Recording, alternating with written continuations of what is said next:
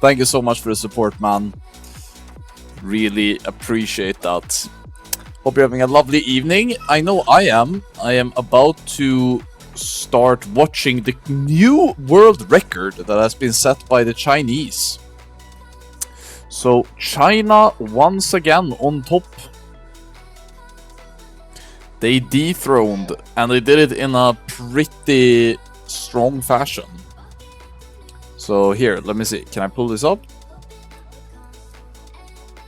So if you look at the current standings, Tempest Keep, the current world record by Gladiator is totally gonna get joinked by the Westerners, this one. But sadly, what happened to our Westerner boys is that they ultra bricked their run yesterday, so they fucked it up. But this one is definitely winnable. However, going from 2254 to 2211 is very impressive.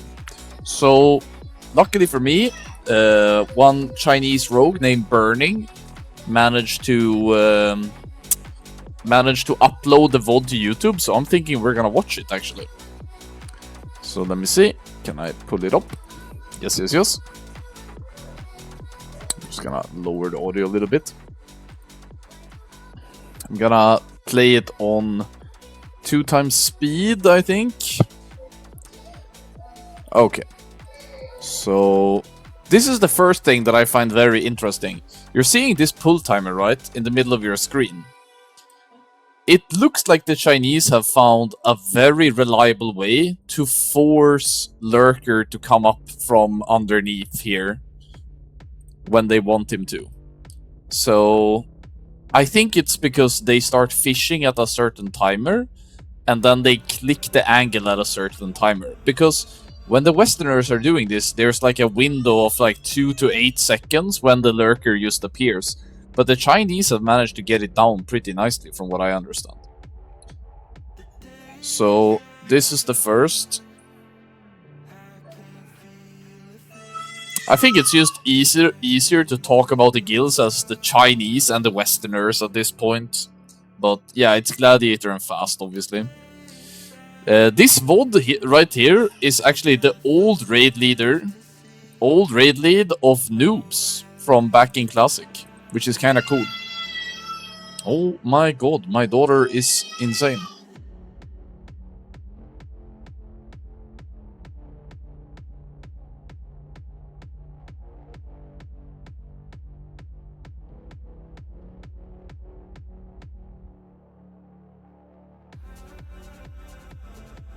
They see a timer anyway. Oh my god.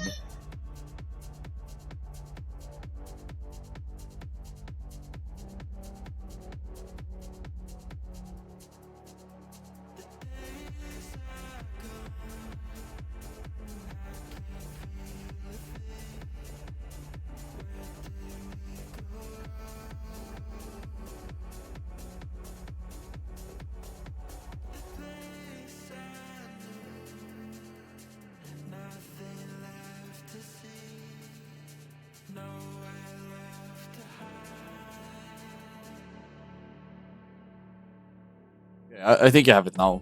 Let's see. Okay, so right out of the gates, they managed to gain. I don't know how to interpret that. Is that a -7? I think this is the Lurker timer, right? So they go -7 on Lurker, but the real crazy stuff is here, which is like this is Lurker, this is Leo, this is Phantom Lord, I think. No. Let me see. Am I counting this correctly? This is Vash. This is Moro. This is Phantom Lord. Oh, this is Hydros. Yeah, Hydros. And this is Leo. And down here you have Lurker. So the really crazy segment in the new world record is this one, Phantom Lord. Okay. Let's go back. While we wait for that, Puempi says, Yo, Anfal, I said it before, but in my opinion, your daughter in the back is no problem. Don't worry about it. Oh, thanks, man. I appreciate that because I don't know how intrusive it is for you guys. It steals my attention a lot. But I'm happy to hear that it's not too painful for you guys. She's adorable, but she can be a lot. Alright, so the Hydros is really not that impressive. The Lurker was -7, so that's kinda hot, but this guy is legit tracking every fucking ability that has ever existed. Holy fuck, this guy is playing Warcraft 3.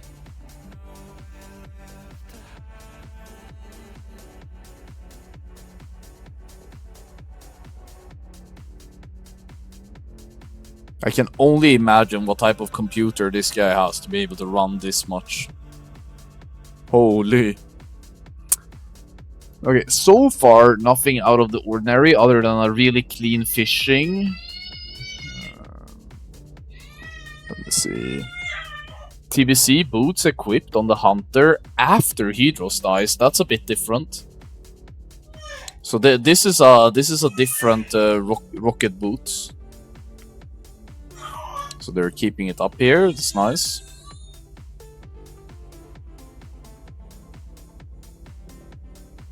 Okay, doing these packs just murdering like this. That's fine. They send one guy in front. I believe it's the Paladin.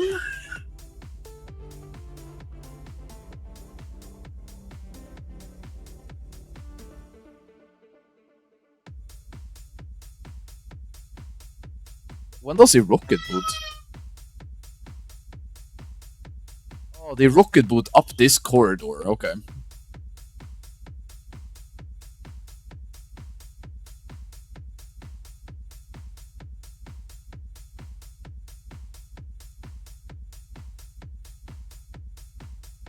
Oh, that's a clean pull, man. That was so clean. No mage pull, but instead just the prot paladin gathering everything. That was really nice.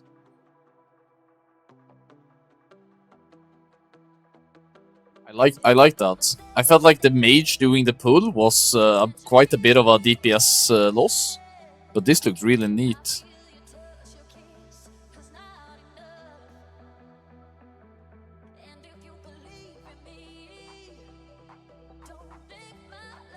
Feral Druid is doing a good job.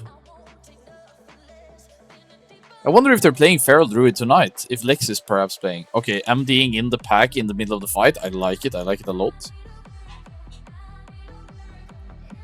Very manageable to do it during this phase. I believe that doing it during the Whirlwind phase comes with a bit of added risk, but this looked super fucking clean. Okay, but now comes the part that is where they make the biggest improvement compared to the world record. I'm very curious to see what we see here.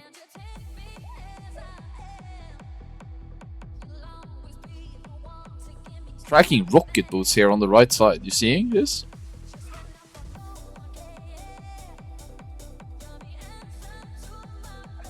Yeah, this hunter is legit pacing the run, gathering all of the giants super fast. This guy. Not doing the giants with the boss, just killing the giants on their own. Slightly less risk. Look at this, look at this.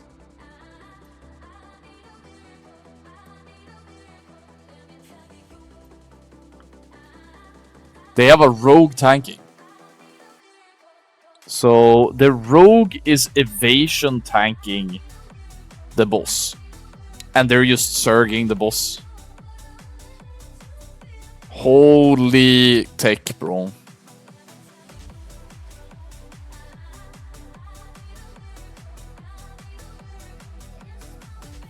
Both of the shamans have died and needed to ank.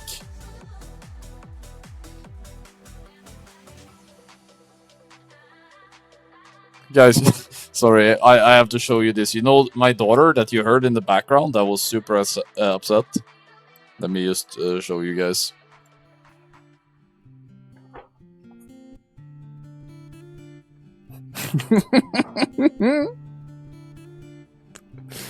She's chilling like crazy now.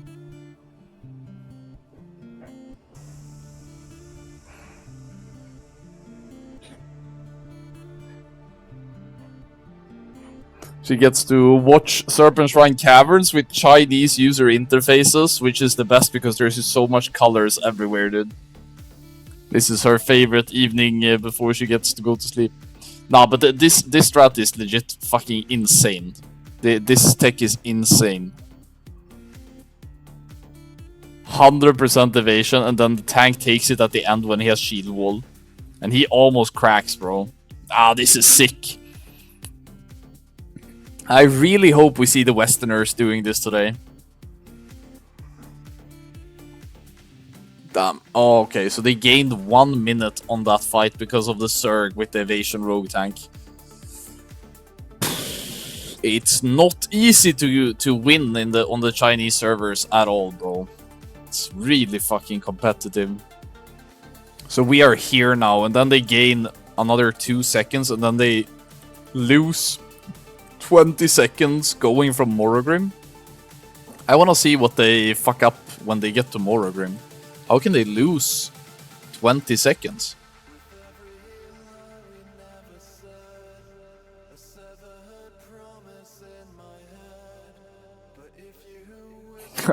Sorry guys, I need to show you right now what I'm dealing with here.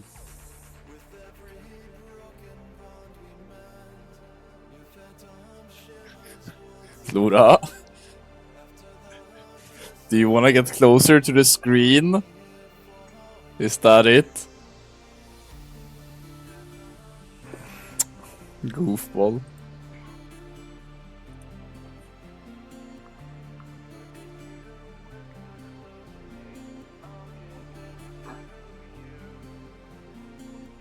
This guy is unironically tracking explosive trap. You see in this down here, he's legit tracking people's explosives. Oh, pet tick, pet tick. Oh, another pet tick. This is kind of cool. Is he doing it? Is he gonna do it again? He's done it 3 times now. No, 2 times.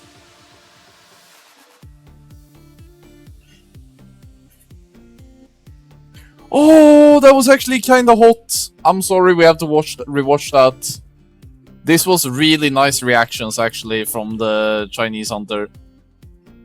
So you know when you get into these aqua prisons, right? And you get sent upwards on the Z-axis. If you use a displacement effect, you negate the effect completely. Look at what this hunter does. It was actually kind of hot. Or wait. Am I cooked? Am I cooked in the head? Oh, there it is. Okay. So here, look at this. Look at the disengage. Oh, he could have been faster with the turning around, but that was kind of hot actually. That was pretty good. I like that. That was really nicely done by the hunter. I've seen other people try to do it as well, but he did it clean. Okay, so he's leaving now. What are we watching?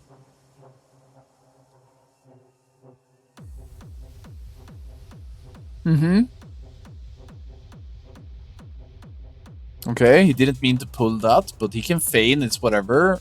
Resummons his pet. What is he doing? Okay, Eye of the Beast. Pulling left. Is he gonna go for more than 1 pack? No, it broke. What is he gonna do now? This is actually a great point of view to watch. Is he dragging the mobs away so that his team gets a free passage to Lady Vash? I think this guy is... Oh my god, that's so hot actually. And his team up here is now just running past to get to the boss and start Lady Vash, I think. Did they manage to do it? And he has TBs. Oh, look at them! No, they fucked it up, right? I think they fucked up. The skip didn't work out exactly like they wanted. No, it is. It did. It despawned or something. What? What? There's no trash. There's no trash. And then he goes here. He attacks a totem.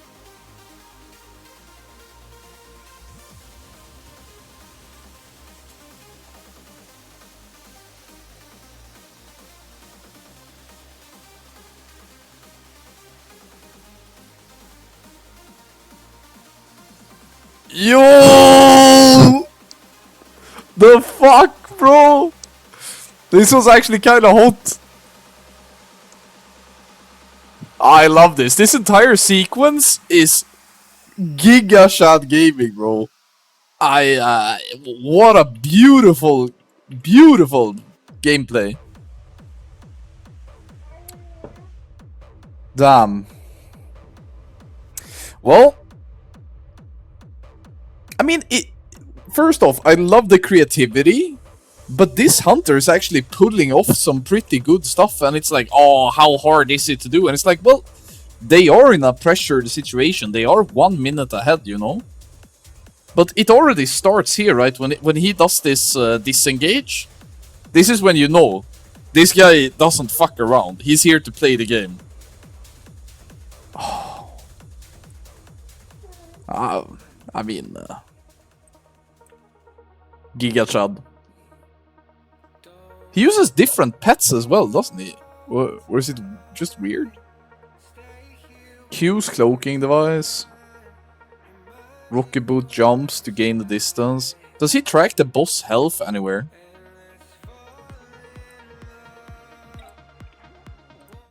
Can we hear the voice? Come.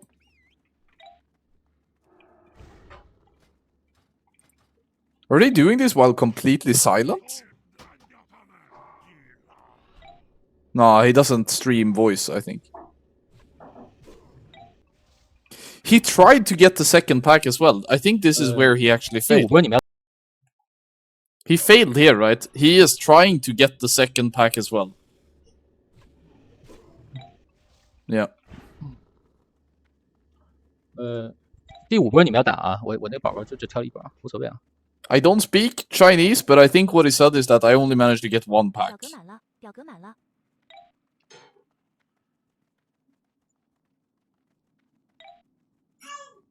第4波跳过没有啊？第4波跳过没有？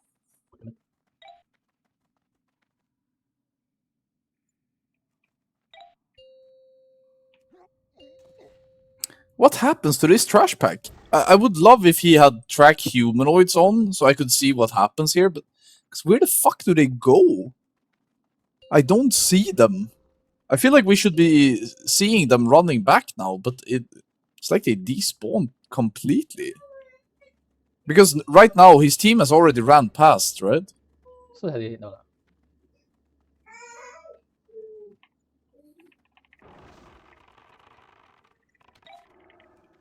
I wonder why he bothers to kill that totem. Maybe it feels like there's something that could go wrong.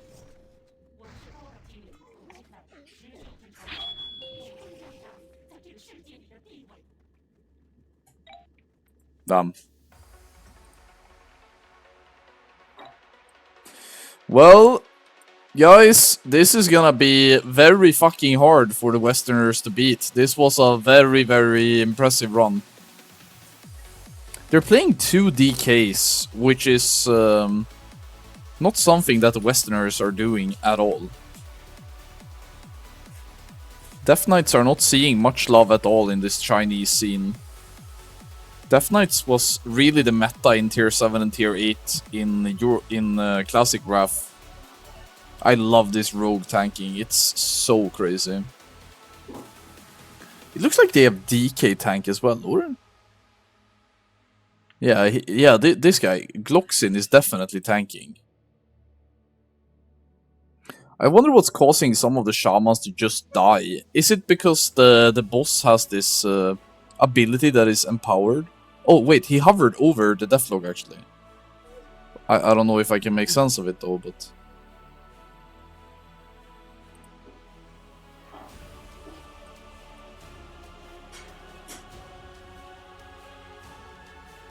Yeah, I think this is the boss ability that is just too powerful when he's enraged. There's no counterplay to that, other than... I guess you could vanish it if you're a rogue, but as a shaman, I don't know what the fuck you could do. Blindly use shamanistic rage and pray to God that you get targeted while you have sham rage.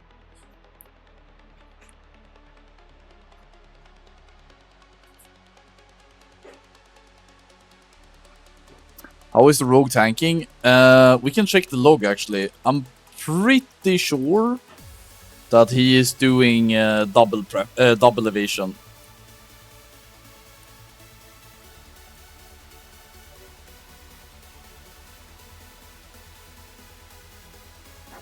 I think it's this guy.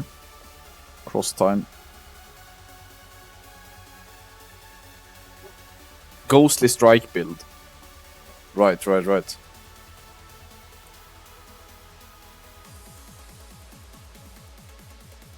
He only uses it at the start.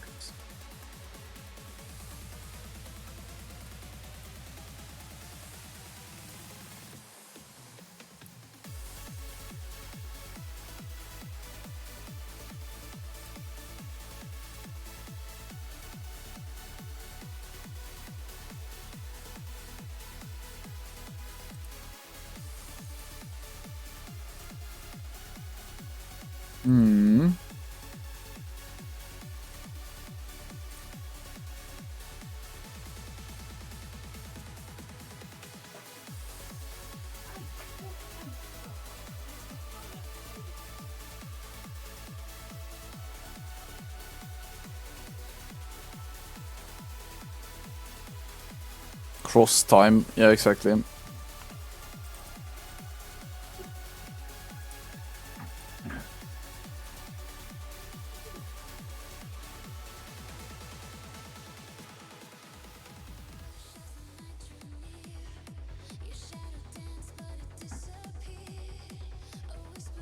He's playing some sort of prep combat build for sure. It's kind of cool. I like it. How much damage did he do? I mean, he did pretty good.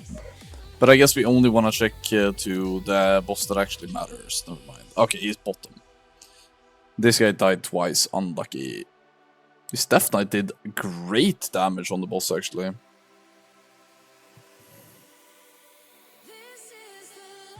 Wait, did they solo heal the entire thing? Yo!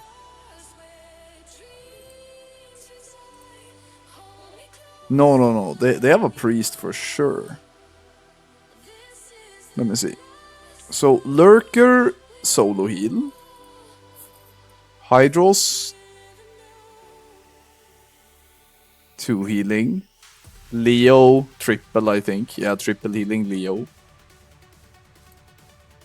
Fathom, double heal. Maybe that's why Blood Decay is so good, because of the self-sustain. Morgrim, double. Yeah, double heal. Hydros was Shadow Priest, was it?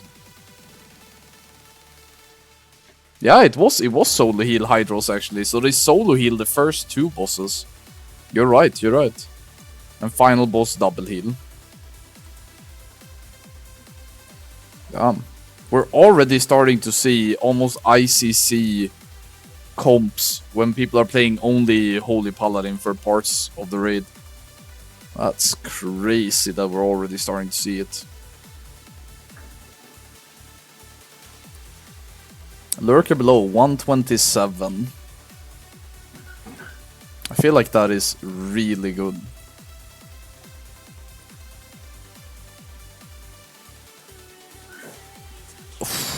That's 8 seconds gained on Lurker, which is just a single target fight. What?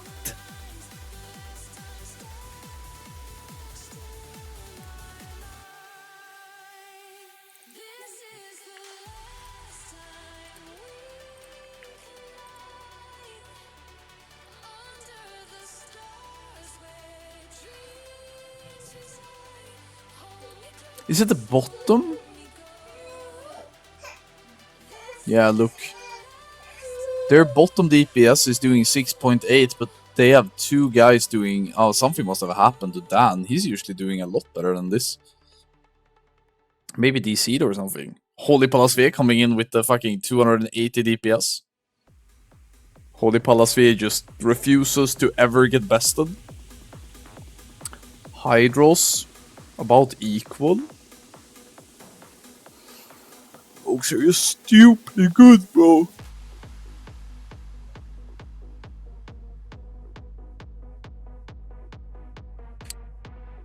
What happened to it? Oh, maybe these 2 guys got prisoned or something. No, I don't think so. Leo. Oh, Leo was huge gain.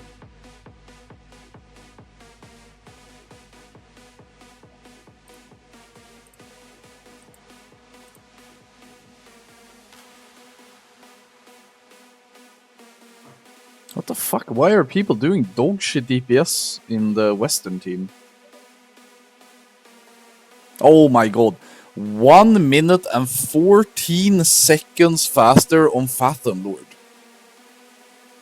If the Western team only manages to like equal this, they get the world record. What the fuck is this Phantom Lord, bro? Holy. That's so stupid.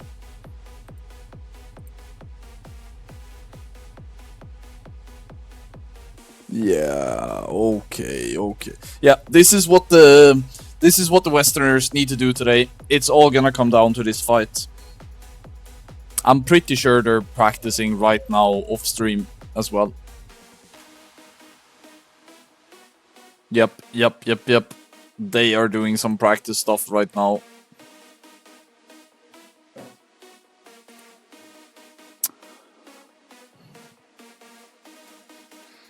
I sadly think that a lot of the damage done by Alando and Julius is cleave damage. They're playing double fury on this side. How are the warriors doing actually on the Western team? Holy fuck, this guy, SNK, is shitting on everyone. And the second guy is also destroying the Western warriors. Hydros? Okay. Actually, I need to check damage done to only Hydros. Otherwise, it's just Pad City, I guess. Okay. Team West. Morogrim. I guess there's some RNG here, though. Gotta check only Morogrim damage.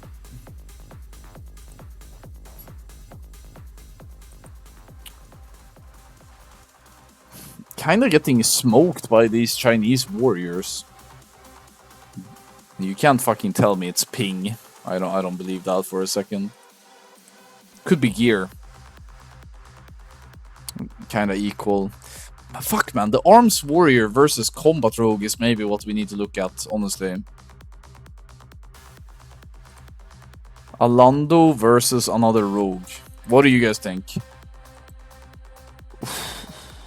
Alando versus Cross Time. And Cross Time is also the rogue that is tanking on Phantom Lord. Fuck, bro. Okay, Alando wins on Lady Vash. 1W. He wins also on Morogrim. Lurker. Loses by 800. Not great. Hydros. Loses by 1k. Fuck. Leo. Wins by a fuck ton, actually. But maybe this is inflated number. Okay, wins by 500. Still win for Orlando. Morogrim.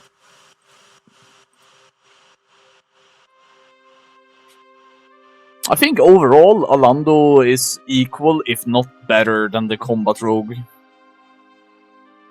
Which is very nice to see that he can keep his spot. The only thing that's a bit weird is that the rogue on the side of the Chinese team allows for them to do the zero tank strat on Phantom Lord and just Zerg.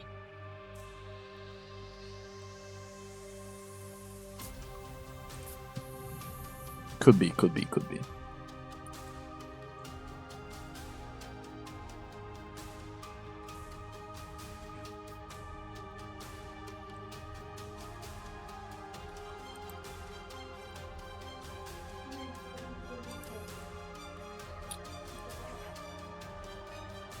Okay.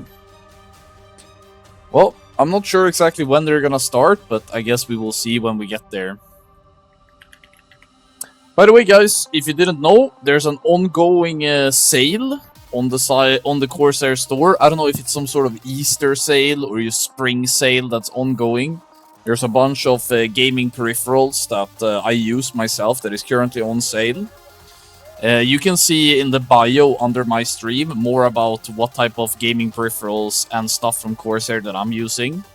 But if you want to go and pick up, I don't know, new headset, keyboard, mouse, whatever, you can head on over to the website using the link in my chat. And remember to use the code ANFAL at checkout to get like 10%. Oh, the baby! The baby!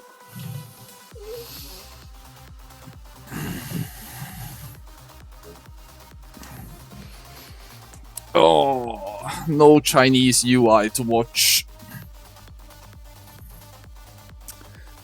Maybe you can play around with Daddy's desk lamp a little bit.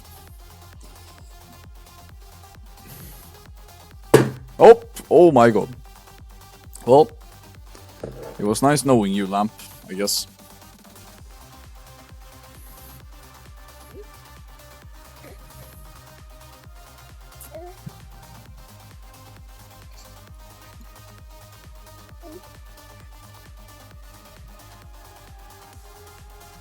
Nice segue into an hashtag ad, not bad. Really? Yeah, I don't know. It's kinda...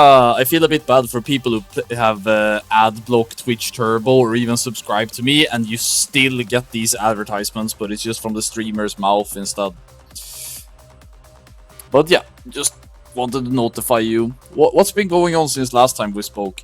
I am looking into my dream desk, how to make my dream desk, and I've realized that I really hate cables, but I understand that cables are important for transmitting information and electricity, so cables have to exist in some capacity in a gaming setup.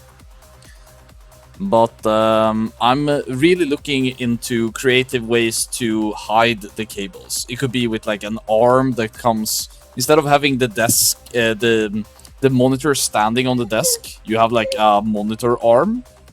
Let me see if I can bring up a good example. Monitor. Let me see if I can get something cool here.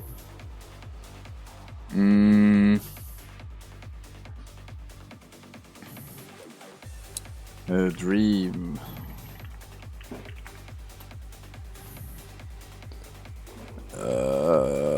Holy fuck, there's so much terrible stuff.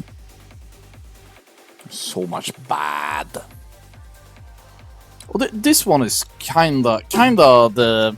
Not the aesthetic that I would be going for, but this one has most of it. Here, let me show you. Okay, so I think this is a pretty smart way of doing it, because you have the monitor, right? Which is lit, but I believe it's either wall-mounted. Yeah, this one is wall-mounted, right? Which will not work in the office that I'm building. But what I'm thinking you could have instead is that you would have like a monitor arm that would go something like this, and coming from the side. Also, what is up with people? Do you guys have like huge speakers on the side of your desktop? I'm sorry, I don't get it. Sorry? Yeah, I don't know. Do people have this? I feel like this is like something straight out of the 90s or something. And this is way minimalistic compared to the fucking spaceship that I have. Okay, actually, this is not... but, I mean, this speaker needs to go. I would like it a lot more if this was something like, I don't know, a second monitor like this instead. That could either be fixated on this, or that could have an arm instead. That would be way cooler, and I could have my Twitch chat here. Also, I don't know, what the fuck is this? I see this a lot. What is this? Can anybody tell me what the fuck this is? Maybe I've been living under a rock, but I don't know what those are. Is it like a little lamp that you have, so you have light pollution on your screen, so you can't see anything? Or what is that? It's a monitor light bar. But why do you have a monitor light bar? It sounds like it would just be turned off all the time. What is it that you want to see? I think it would be nice when you're just vibing out with some better audio. I mean, look, I'm a big proponent of having a good audio at home, like a nice stereo system or whatever, but do you really need it on your gaming desk? I don't know, it feels a bit... I don't know. Okay, let me see. Can I find another cool setup that we can look at? You have to understand that I've been living in small apartments my entire adult life. So...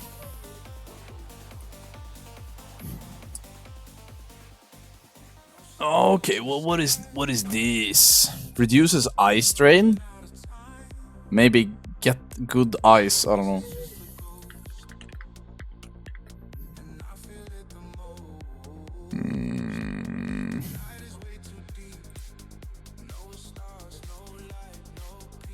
Okay, so this is more like the style that's in the desk that I'm moving. What the fuck? Why is that? Why is this a picture for ants? I can't see anything.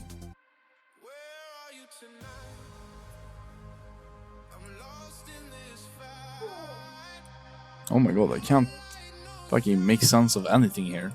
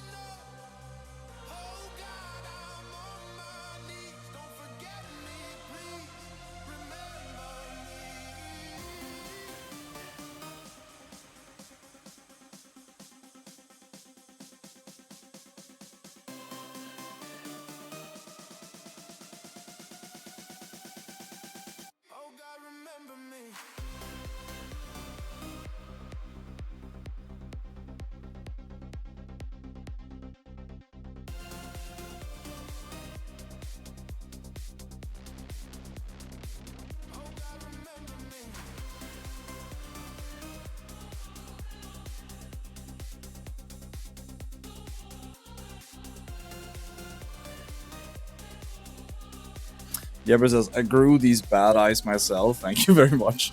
Yeah, no, I mean, it's different for people who have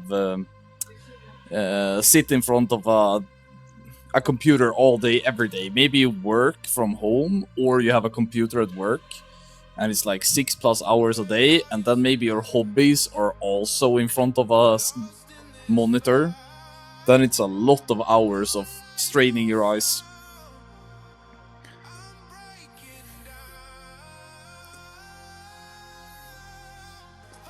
Luckily for me, I do have a lot of time in front of monitors, but not that excessive.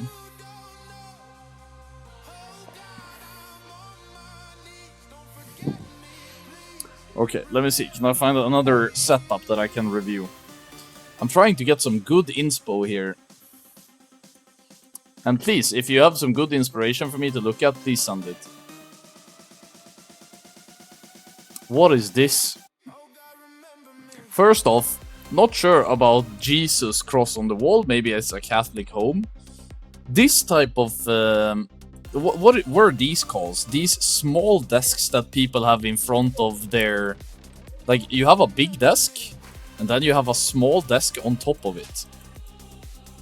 I'm not sure what this is. I've never seen this. But I'm seeing it a lot in setups. Also, they have the useless speakers. Those can fuck off. This is some mini PC stuff, right?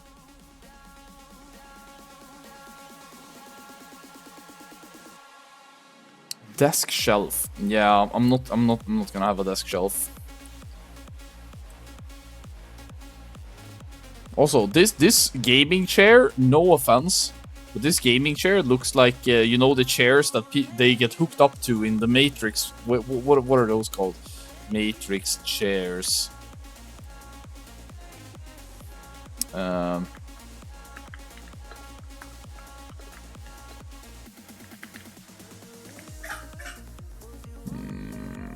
Yeah, these ones. Hey, so when I see this chair, it unironically looks like these chairs from the Matrix movie. Like, who in their right minds buys this chair when it looks like this? No. Get that. Anfall, to me, it's not a true shoutcast if you're not wearing a full suit. Well, I have suit pants and I have a shirt. Do you want me to go get a tie? Would that help you if I go get a tie? I'm not gonna put on a jacket though. It's too hot inside. It would help you? Alright. Let me go get a tie then.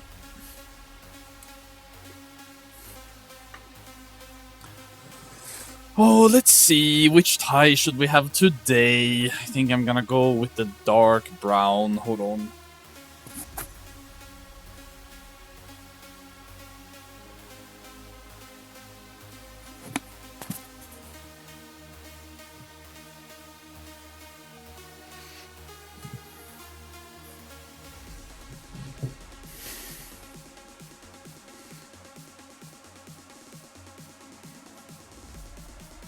My IKEA Blackberry will probably never be replaced. Hell yeah.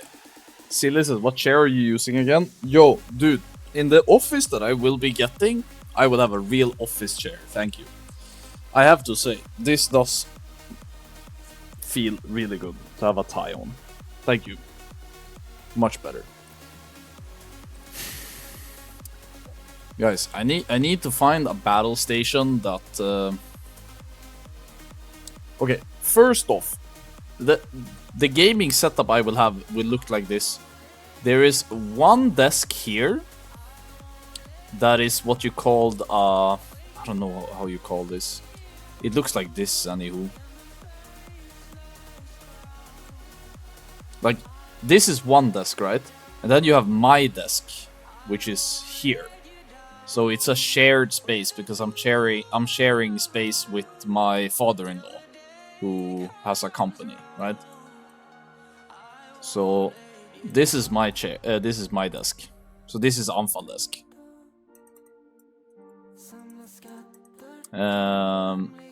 Hold on. What is this? Random music coming on? And there will be there's a bookcase here. So it's like here there are a bunch of books. So it's like bookcasing.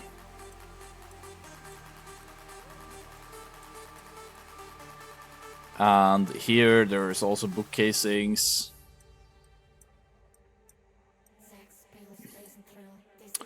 Here there's a big window. And here there are more bookcasings, right? Now, I find this, because I'm gonna be sitting here. This is gonna be me.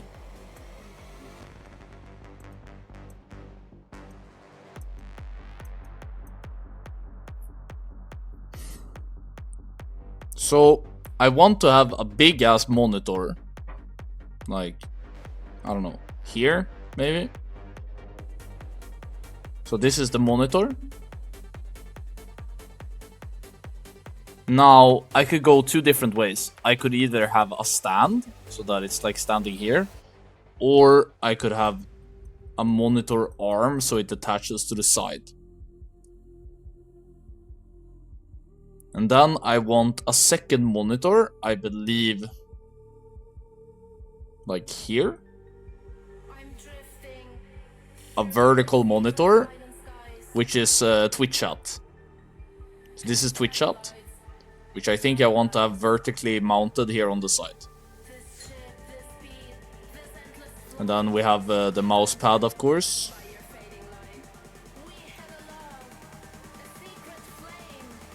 I always recommend monitor arms. It frees up the desk a lot visually, which is nice. Yeah, exactly. Like, this little yellow thing here is actually ruining my vibe. If there was arms here on the back side, those could take the cables, because my computer is going to be standing in this corner here, down at the bottom left. There's not going to be any monitor stand. You showed one earlier. I think I want to go with an arm. But the only thing that's a bit scary about arms is that they need to be attached somewhere. But I guess I can maybe figure out how to attach it onto my desk. Let me see. Do I have a picture of my desk? I need. So I know there's a lot of like enthusiasts that are really good with stuff like this, but I'm really not. Like, I'm really bad with this stuff. I'm a very functional guy, but I would like to make something nice for my office. Let me see, do I have a fucking picture of my desk? Yes.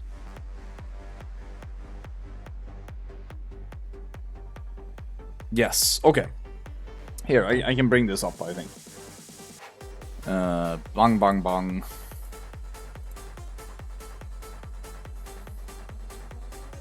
Okay, so let's bring that up on stream. Okay, so this right here, this is my father-in-law's desk. So this one is his, right? But this one is mine, and this is before I've taken care of I bought this on Marketplace, and I fixed it up. I've taken care of it. It looks a lot cleaner now, but I managed to get it very cheap. It's a very old, nice table. But this is the spot that I've been given, guys. And my gaming PC is gonna go down in this corner and have cables come from the backside. And one thing that is kind of nice is that it looks like this. So this is my father-in-law's desk, right? Father-in-law. My cables will be able to come up from here. In this little nook, if you call it that. I think that can be really nice. Because that way all of the cable management from monitors and stuff can just go down and fuck off. So no cables for me, but my father-in-law, he will be seeing a lot of cables on his side and stuff. So unlucky for him. But yeah, this is the setup, I think. Yeah, I'm a bit skeptical about monitor arm because I don't know about the attachments. I don't know. People have crazy setups.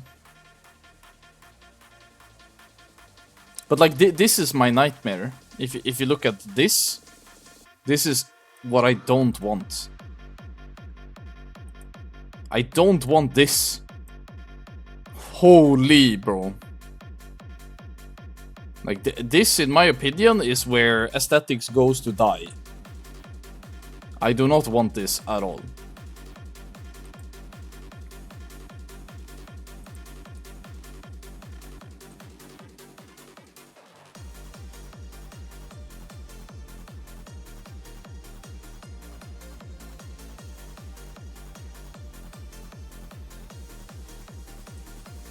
Are they about to start?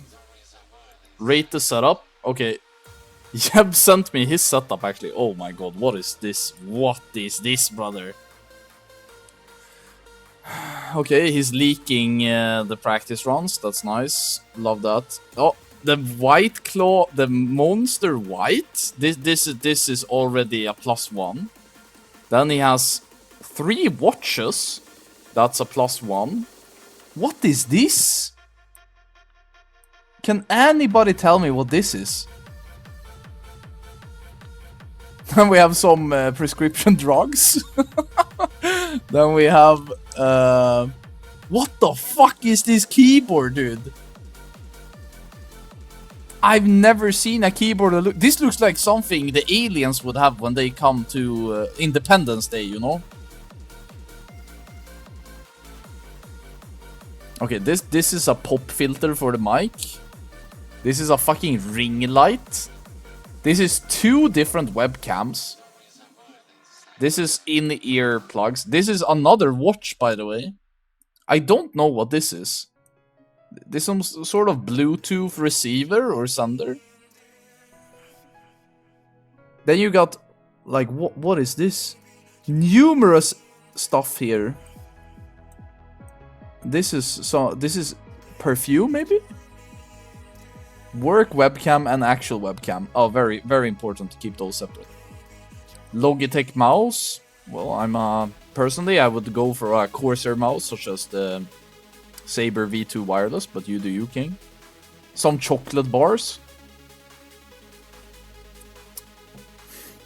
But I think overall, there's not that much cabling from the monitors. Vana says, I kind of like the higher screen in the middle with the 2 lowers on the side. I think this creates a very aesthetic line, actually. I haven't seen that many people... The fact that it's sort of a symmetric line on the bottom, but it has this this shape at the top, actually looks really aesthetic. Yeah, exactly. People have like 3 of the same monitors, but that's probably a bit excessive. It's better to have your main monitor, and then the other monitor A and C can be kind of irrelevant. The monitor B is the one that you really care about. I'm too cheap to buy 3 expensive gaming monitors. Yeah, but you're apparently not cheap enough to have fucking 4 watches on the same desk. Insane.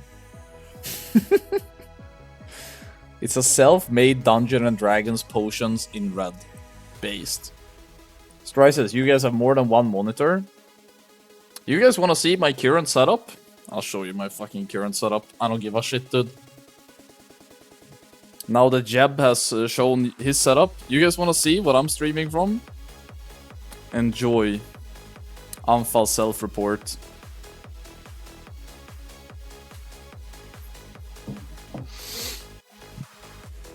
I'll show you guys what I'm working with here.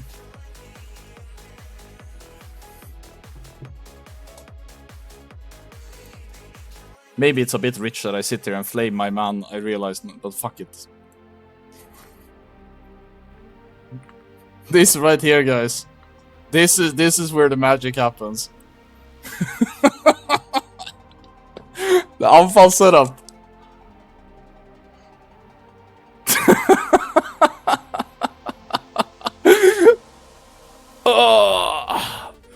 I mean, it just goes to show that you don't... I mean, gaming happens in the computer, guys. Doesn't happen elsewhere. This is my ring light, guys. This dick shape, the penis shaped mushroom. This is my ring light.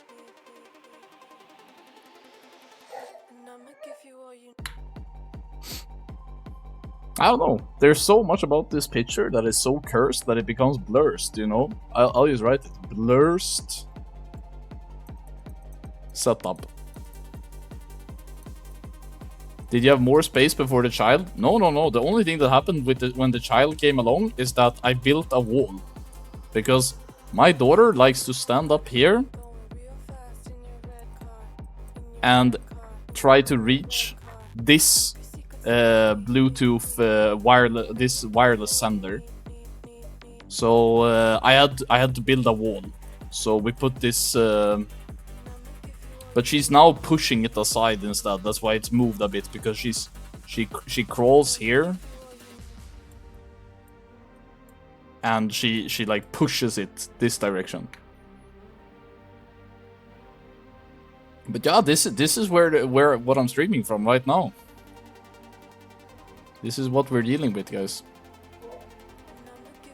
But don't let this fool you. This is a Saber V2. Very nice gaming mouse. You can, of course, go and get it on the Corsair website right now. Use Anfall code. You can also get the M75 keyboard. Very nice, very nice. What else? Well, the headset is not in picture, actually, so you can't really get that one. I guess that. And let's be honest, the Corsair DDR5 ROM, those things doesn't fucking exist anymore for some reason. When I partnered with Corsair, the DDR5 memories was like part of their ambassador kit. Something happened since then. I wonder what happened. I wonder. Jebber says, I tried a different mouse before, which was more ergonomic, but I'm too used to Logitech's mouse clicks. Yeah, I really like these gaming mice. If anybody else wants to send me a DM with what your gaming setup looks like, we can review it before the Shoutcast starts today. We already watched the Chinese world record, and it was kinda hot, actually, with the tech that they were doing. But yeah, I need inspiration, guys. What the fuck am I looking at?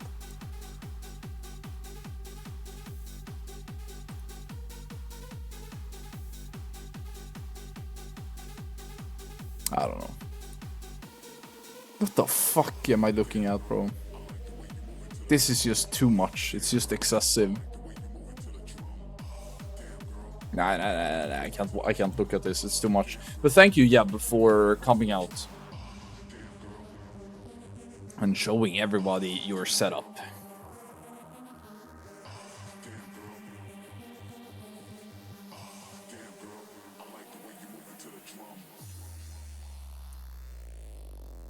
My hobby workstation in the other corner. That's kind of cute. Where do we share? You can send me a DM on Discord. Send me a DM. Jeb sent me his hobby corner. My man has a hobby corner. The fuck is that, brother? So you got the little IKEA L shape, the classic. Is that a fucking switch? That's a keyboard switch. You got more watches here? That's another 8 watches. I'm counting 15 watches. You have a little treadmill. Bro, when our children are adults, they will look back at interior design from our generation, and they will look at these decibel... You guys know exactly the ones that I'm talking about, right? Like, they are so popular right now. If you have a wall like this, anybody born in the 80s and 90s will put this fucking ribboned walling to get like sound deafening or whatever. I'm telling you right now, our children will look at that and be like, oh my god, it looks like shit, bro. But it's very popular right now. That's fucking 4 keyboards as well. I mean, it's a nice little hobby corner. Very nice, very nice. Okay, I got sent another DM. Yo, what the fuck? Okay, this guy thinks this is a competition and he's here to win. Okay, we got little Schweppes. Little gaming Schweppes, of course. That's +1. You overall have some alcohol going on in this place. You got some beers, some more alcohol up here, some empty alcohol bottles down here. The curved monitor is a -1, but this vertical monitor here is very, very aesthetic. This one is really good. The keyboard kinda looks like the Skynet 1. But it goes kinda well with the lighting on the mouse, I guess. Needs a custom keyboard, hit me up. No. If you're trying to sell this guy a custom keyboard, he should definitely go on the Corsair website using the Anfall link and the Anfall code on checkout to get himself a do-it-yourself keyboard. What the fuck? Are you here to cheat? Exactly. Exactly, Kiwi. Is this a headset stand? Is this where you're supposed to put your little headset when you're done for the day? It's kind of cute. I love the little electric lights. Hey, wife, look at this guy's gaming corner. Kinda good job, honestly. It's not easy to make a gaming setup look aesthetic, but this one is kinda sweet.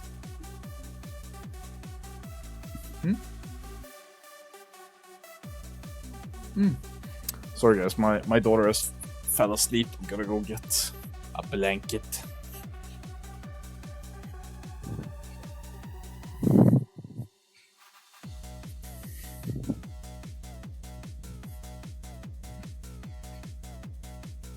No, but this is unironically a good job.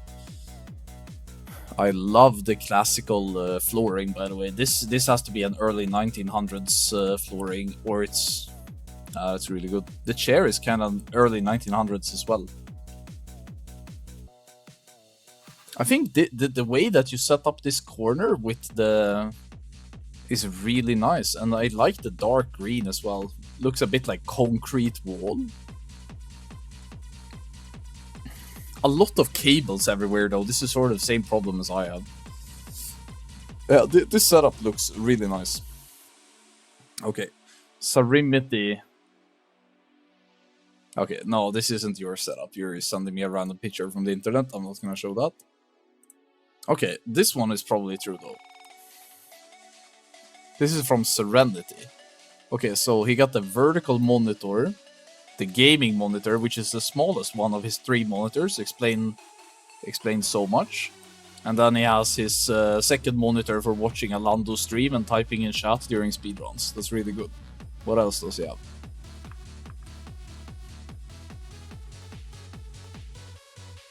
Very clean aesthetic, not a whole lot going on in the background. Like this space is just completely void of anything to take in. Over here, there's a little energy drink hiding. I see you. Respect. Kinda good job with the cable management. There's one little white cable down here that is kinda like sneaking. Other than that, looks kinda good.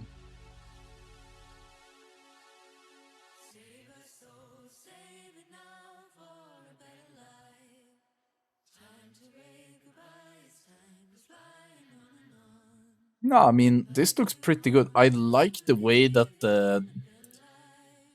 I like this one with the little arm with the mic. Yeah, I think this setup screams performance over aesthetics, though. This is not somebody that goes out of his way to create. This is not somebody that goes out of his way to make it a lot. If you compare it to Kiwi, right?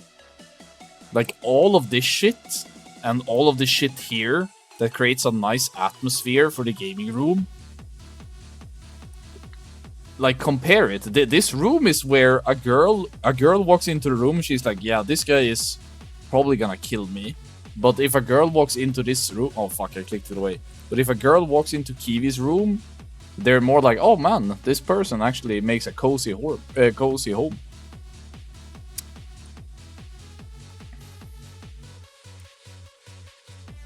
Okay, another setup from an old raider of mine, Scrub Llama.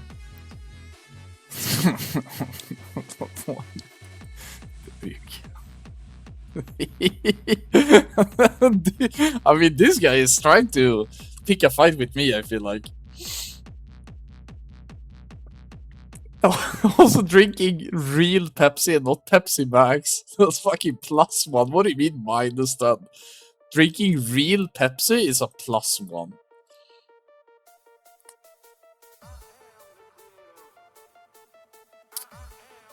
I mean, there's so I don't know. Why do you have so many cables everywhere? There's so much cables, just randomly everywhere. There's a mic here, not attached. And there's just, like, this cable here is like the fucking monitor is trying to choke itself. You guys seeing this? It's like, it's wrapped around the throat of the monitor, like it's trying to kill itself.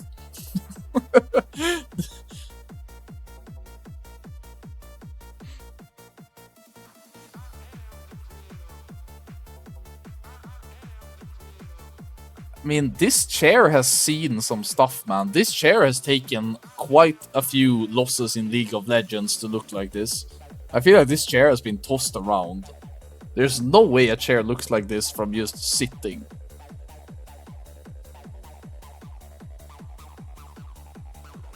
I found the chair abandoned in a basement or replaced my cage. Somebody tossed away a chair that they had used to, like, torture an opposing gang member. And Scrub Lava was like, oh, neat! I just washed this stain off and I can use this. Briggy says, this is the headset box under the desk, a makeshift rat trap. I mean, I love this setup. This setup is fucking where winners are made, dude. It's a foot thrust. It's a foot thrust. I love this. That's so good. This setup was really good. Thanks for sharing, man. I appreciated it.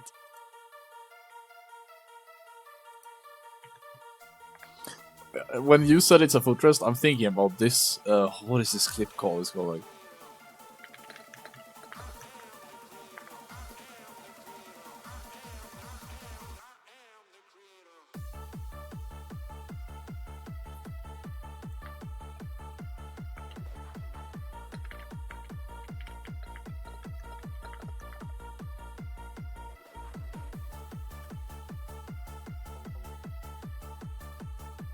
No, I can't find it. I can't find it.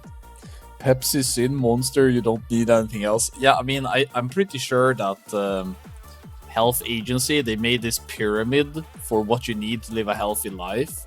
And it consists of these layers where you basically have Pepsi, Sin, and at the very top, you have Monster. And as long as you balance your diet again, around these three in good proportions, you have everything you need to succeed in life. Oh, thanks for sharing, guys. I appreciate it.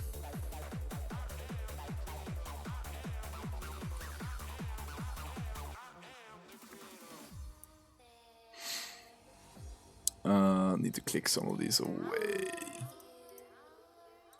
Alright, how's it going for the Westerners? Are they about to boot up, or are they just running around in Serpent Shrine Caverns testing our patience, or what?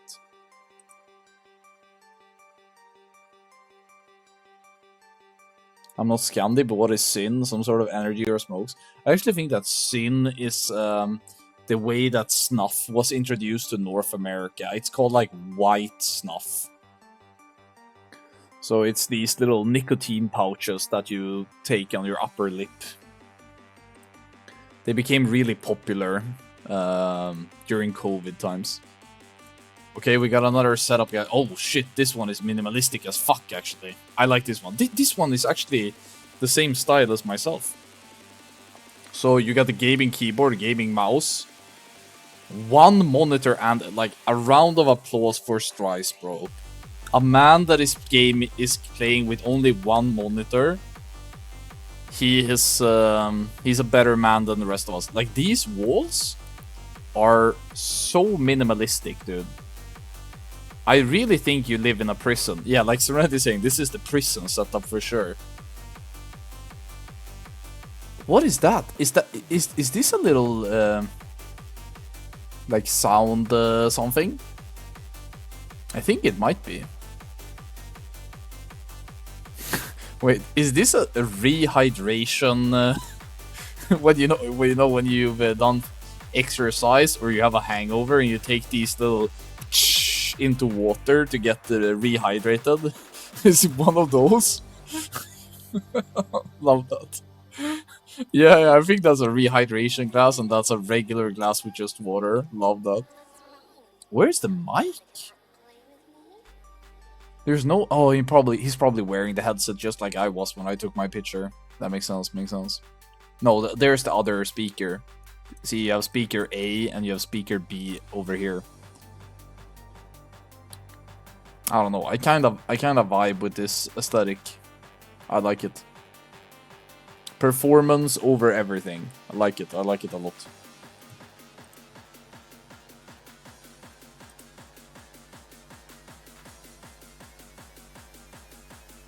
Raw dogging, no mousepad. I mean, you don't really need a mousepad, but you're probably gonna scratch the coating of whatever desk you have if you don't have it, you know?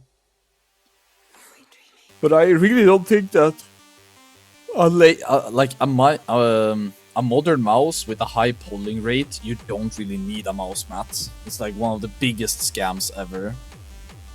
But you can have it to protect your desk if you want. It's a major reason I have it. But I really don't think you need it.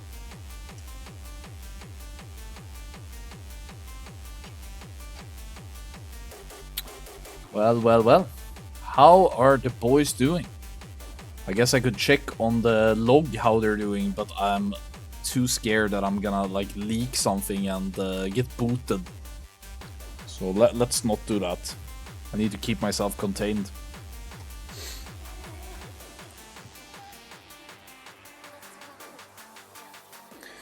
Yo, I can ask my wife. Do you have any recent pictures of the rooms that we're renovating that I can show them?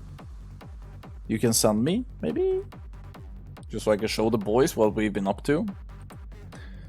We're waiting for the raid to actually start.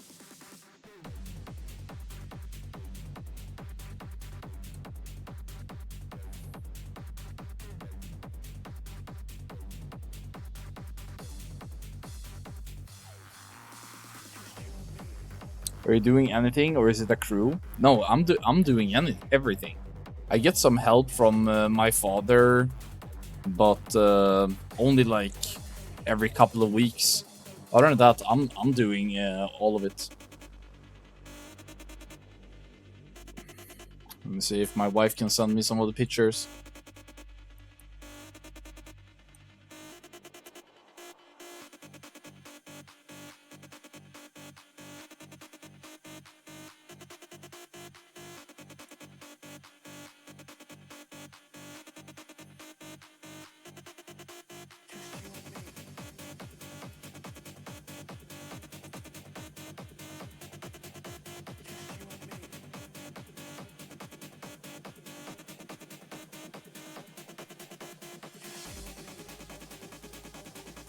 So gotta wait for the pictures. Newman are doing their splits. I guess Newman is still keeping at it. They will not quit.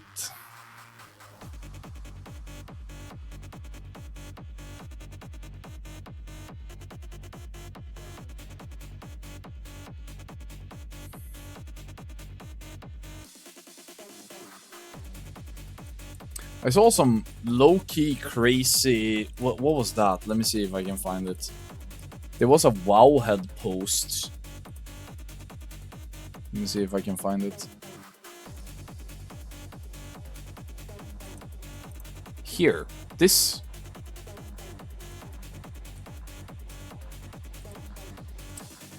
Like, this was posted as a Wowhead discussion where they're basically saying, should Blizzard add a WoW token to the Burning Crusade anniversary servers? And they are debating whether or not it would be a good idea to add it. So instead of buying a sub monthly or buying a WoW token on retail or in Classic MOP, why not just be able to buy a WoW token in TBC anniversary? And they're debating whether or not that would be a good thing or not. Now, let me see what the recent WoW WoW token prices have been looking like, because it was fucked a couple days ago. So this spike right here around March, what was that, March 10th? Let's see it a bit, let's see the past 14 days. So there's a lot of people willing to buy WoW tokens in Classic. I think it is so that they're able to fuel their gaming in other versions of the game. So that's the US, the EU. Yeah, the spikes were kind of crazy here.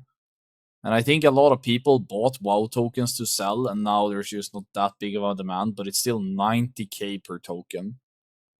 Highest has been 104k. But there's other places where it's just taken off. Like the Korean WoW token prices are insane, 210k. And I think Taiwan was the highest, right? 434,000 gold. Right now it's down to 240,000 gold in Classic to get one WoW token to be able to play the other versions of the game. That's insane. So yeah, I don't know. Adding WoW token to TBC Anniversary, to me it's a pretty straightforward thing, right? If you are Blizzard, you have people that want to play TBC Anniversary. So you have TBC. They can either play it by paying 12 euros a month, or they can play it by paying a WoW token. And WoW token is 20 euros, I think. Or they can play it by... I think those are the only two options right now. The way Blizzard sees it, they are more interested in people buying WoW token for 20 euro to play TBC for 1 month than they are in people paying 12 euro to play it for 1 month. So if people buy WoW tokens and sell them for gold, if one WoW token of game time is 20 euros, Blizzard wants people to buy this. So WoW token makes sense from a financial standpoint. And I have been invited to the stream. Let's see if I can show you some renovating stuff before the stuff starts. Oh my god, I got sent so much actually. What the fuck? Spammed. Legit spammed. I'm drifting through galaxies and silent skies, past satellites and lullabies. This ship, this speed, this endless flight, still haunted by your fading light. Okay, this picture I can show you. That's the baby's room. This is gonna be our room.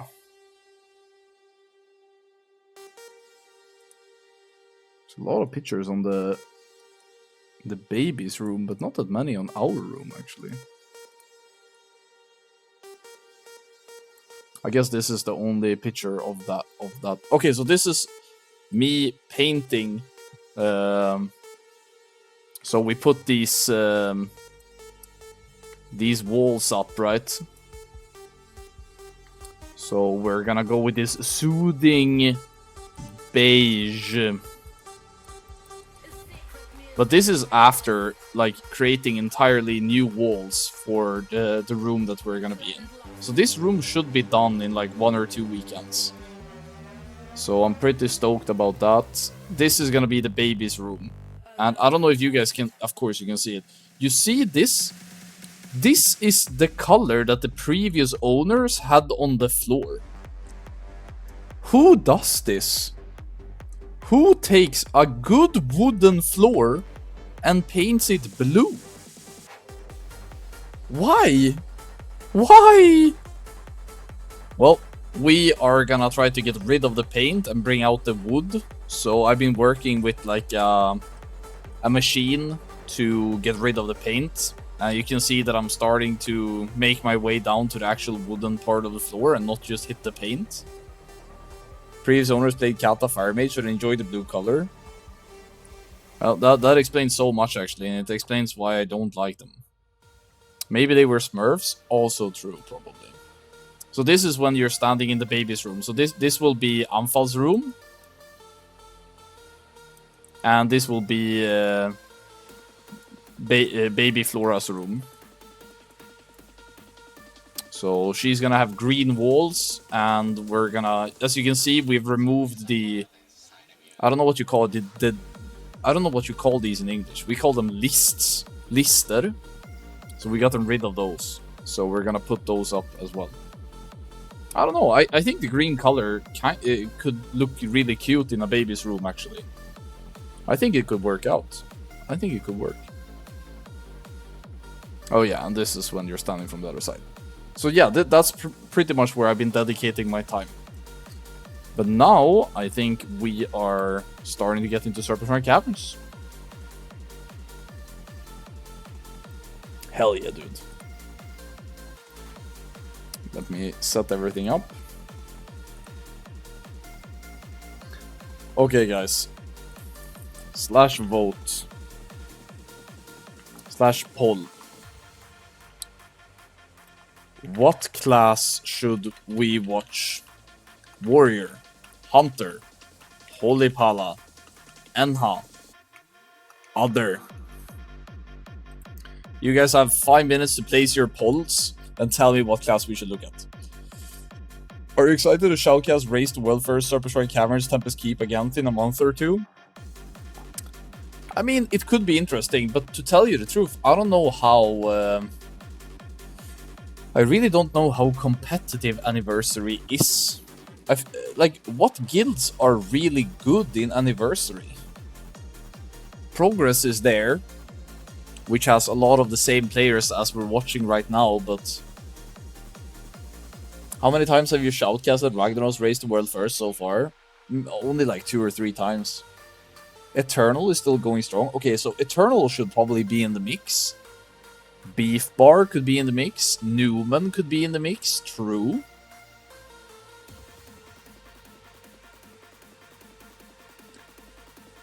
Beef Bar, but they won't stream it. Nah, I mean, did they streamed a little bit on MOP, I think. Didn't they? I'm pretty sure that they started streaming when they were competing in MOP. So maybe they will stream a little bit when they compete now as well. I would hope so. Eternal does not race for world first. I mean, if you go in on release, you are racing. You can make all the excuses you want, but if you enter the raid on release, you are racing. If you don't go in on release, you are not racing. But if you enter, you're in the race, whether you like it or not.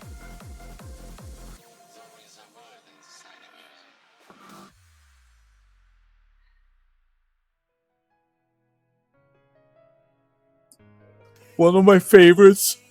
Oh, sorry. One of my favorites, we are not racing, is when Beef Bar entered Ruby Sanctum with TBC rocket boots equipped, lost the race, and said, we weren't really trying.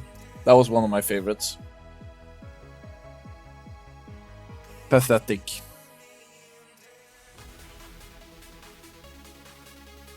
It's 4 or 5 guilds going.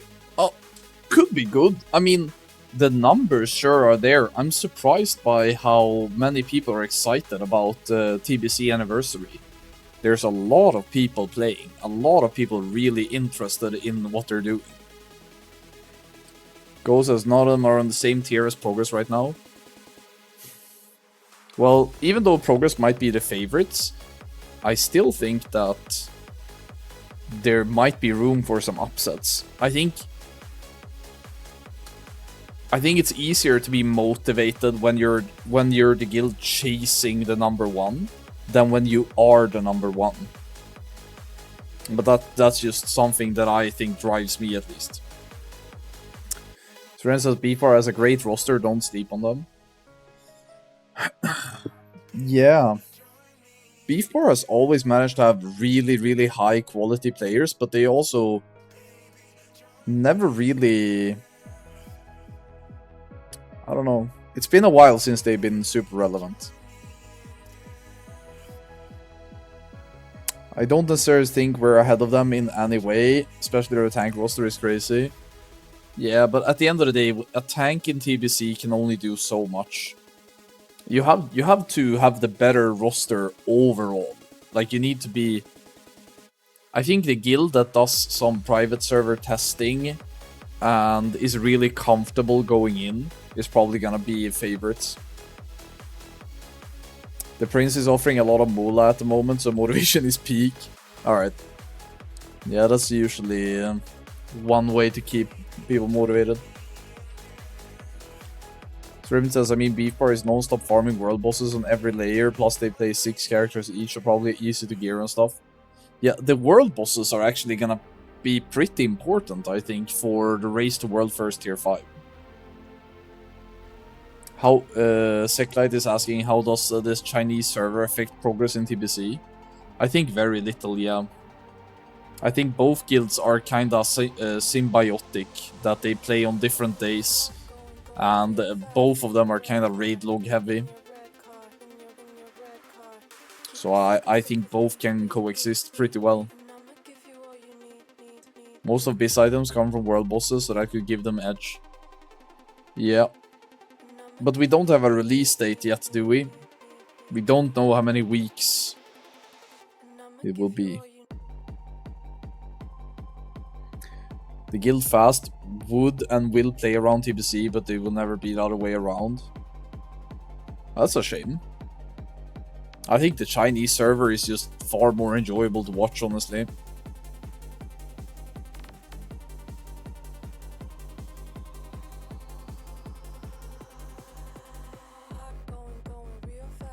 We don't know if tier 5 will be nerfed or not. I think whether or not tier 5 is nerfed or not doesn't matter, really.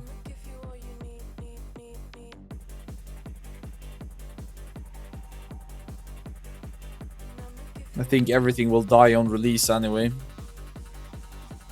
Ghost says Chinese server seems far more competitive for sure.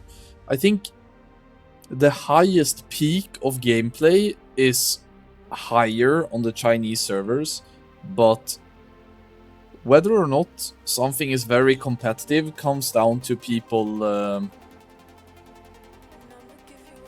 It doesn't really matter how good people are. What matters is where they are spread out. And I think in TBC Anniversary, the talent is very spread out, so it can be competitive anyway. I wonder if Blizzard will cave and make it pre-nerf. I mean, why not? Oh my god, I'm stuck in a fucking yawning spree. I need to get something to drink. I'm just yawning. I don't know. Am I deficient in iron or something? Sorry guys, I need to go get something to drink. I don't understand. I'm not even that tired. I'm just shit.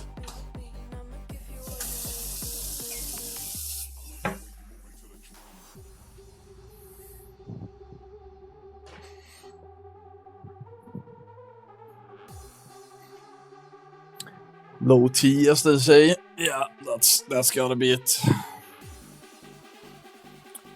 Maybe I just need to jump on gear.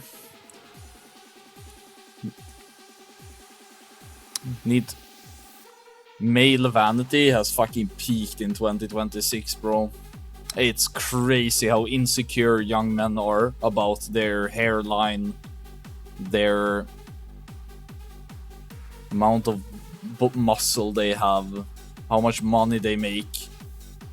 There's so much insecurity for men nowadays, and the only way to get out of it is by consuming. Insane.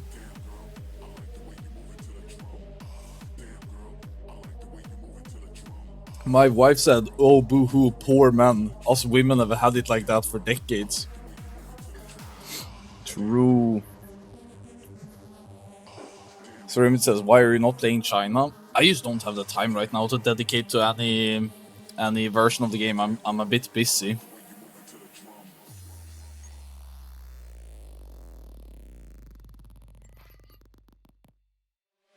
I'm really excited to see who is gonna be tanking Fathom Lord. If they're gonna use the evasion tank or not. It looked like people wanted me to watch Warrior. Let's do that. Isn't Alando streaming?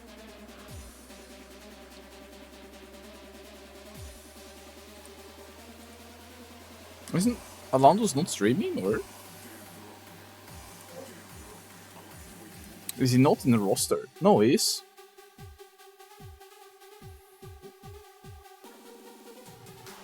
There's something very sus going on here.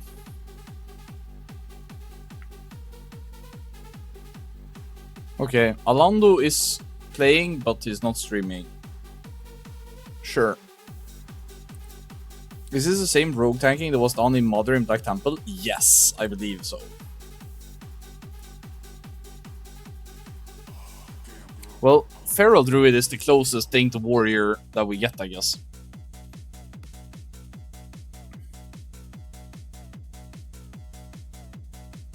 Pull in 30. Pull in 30.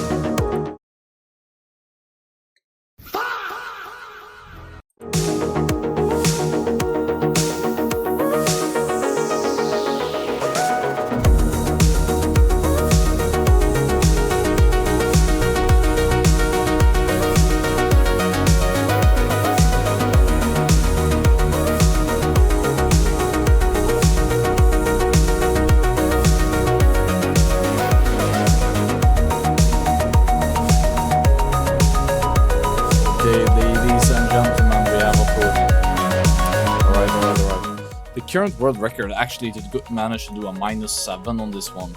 So I'm very curious to see if the DPS is better this week for the Westerners or not. Let's see. I'm pretty sure they will beat the world this time.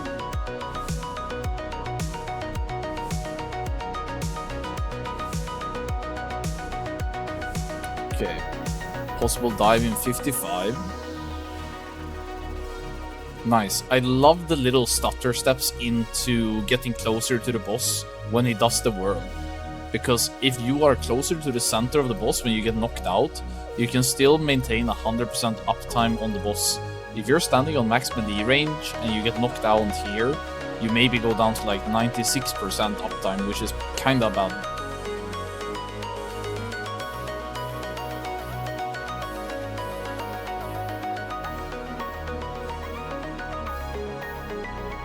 Okay, so it's all about this spout and dive now. We need the spout here to happen before the dive, or it's probably not gonna work out. Nice. I like the way that his stutter stepped in. That's what I want to see every time. Okay, please spout, please spout, please spout, please don't dive. Please don't dive, bro. Oh, it's spout. Perfect. Let's fucking go, dude. Okay, this is against the old record. This is not an accurate depiction of what it looks like, but that was good timing. So the first one is underway. I think this is an outdated timer though. Lex is usually not really one of the people to do his homework before raids. And we have somebody disconnected already. Is it a rogue? It's a hunter that DC'd. Great. Yeah, some timers on the left. That could be the new world record. I don't know if this MRT note is the new or old record actually. This guy, Pit Hunt, has been getting a lot of DCs when we're watching them play. It's really unfortunate.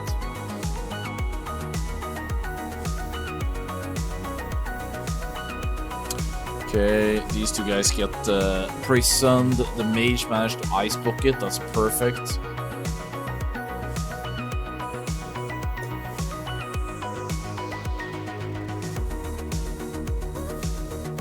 Okay.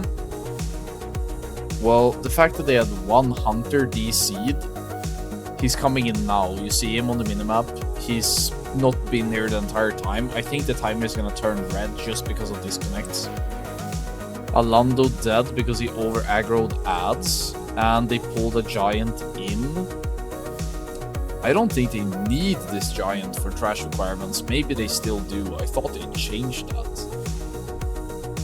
If they do need it, then it's kind of fine, but it's adding a bit of risk depending on the ability of the giant. You can see the abilities of the giants above the nameplate.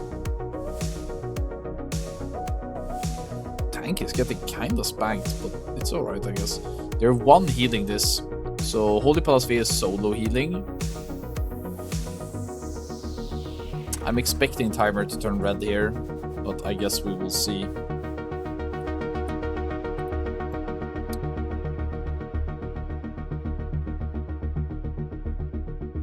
Okay, innovate request by mage. They improve?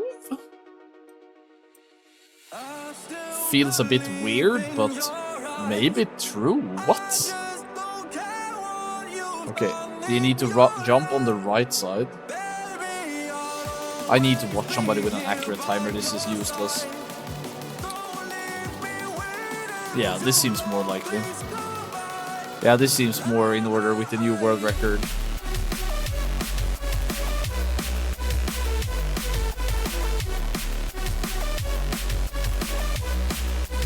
Okay, what I'm curious to see here is how they use their TBC rocket boots.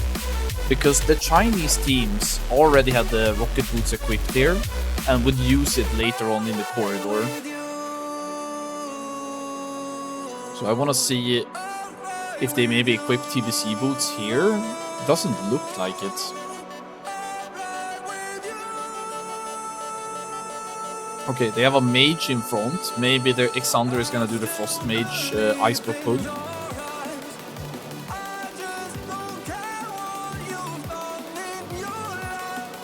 Okay, they're back to 2 healing now. This is where the Chinese rocket booted, by the way. They have a mage in front. Did they have 2 people DC again? I think it's people pulling in trash. Okay, yeah, you can see up here the mage is gathering the triple pull. This is kind of good. Oh, this is fucking nice, dude. Xander, my goat.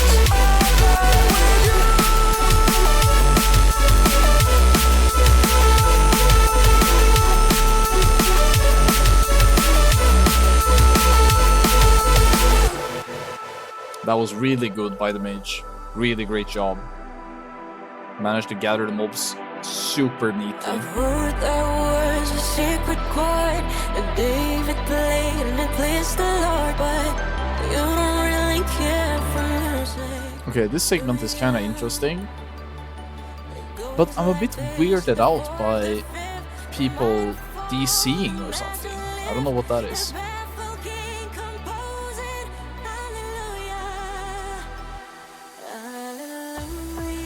Okay, guys, right now, do you think they managed to get that personal best in... Oh, wait, what?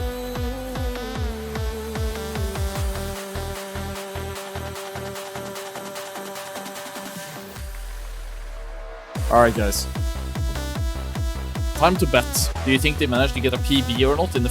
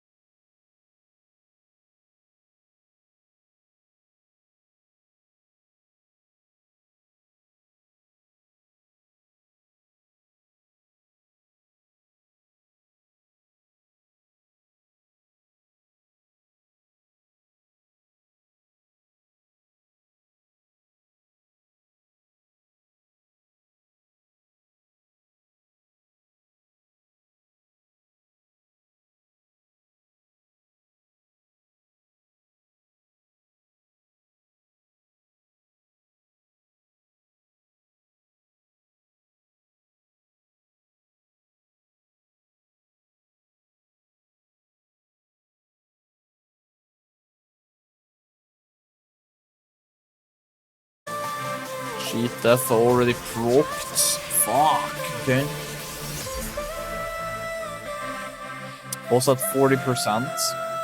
The Prot Paladin can take over during his shield wall. Holy Pass via target is so unfortunate. They have 2 combat wrestles. They need to get him. They got him. But is anybody keeping up the Druid now? Oh, they're really unlucky with who gets targeted by the boss ability here.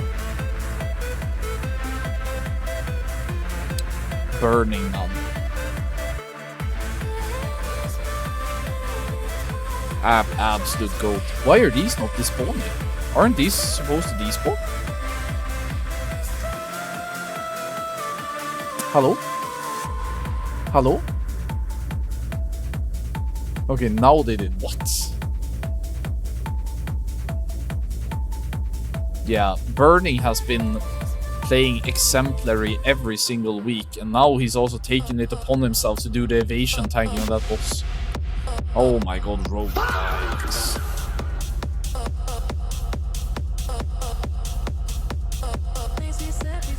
Are they on personal best pace? I would say no.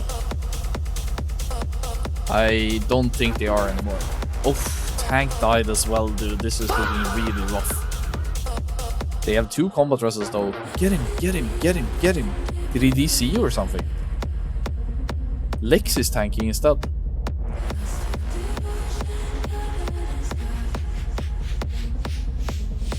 Oh, Feral Druid dead. They only have 1 tank now.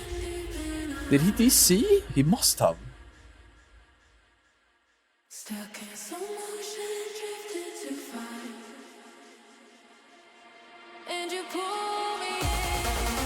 Well, I really doubt the Feral Druid can solo tank this, but I guess we will find out.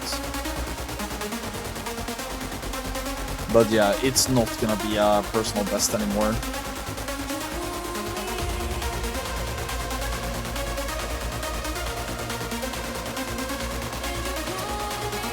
Well, if you want to do the evasion tank, what you do is that you play prep, ghostly strike, and combat. Ooh.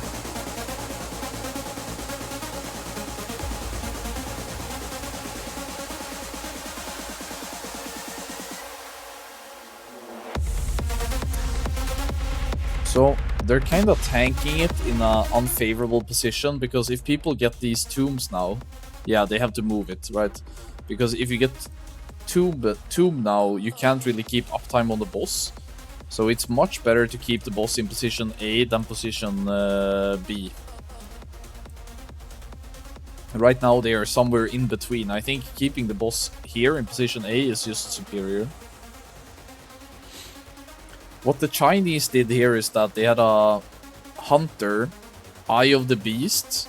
So they're doing it as well. Red XD is sending his pet right now to pull in trash to enable the group to just escape. I mean, it's not a terrible run by any means. It's just a bit low on DPS.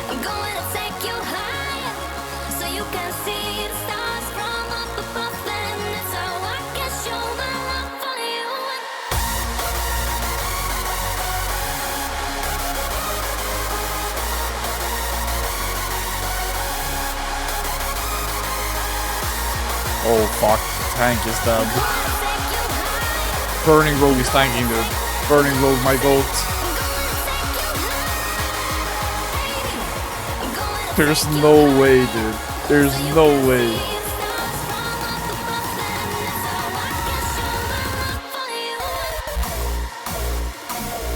There's no way he pulls this shit off.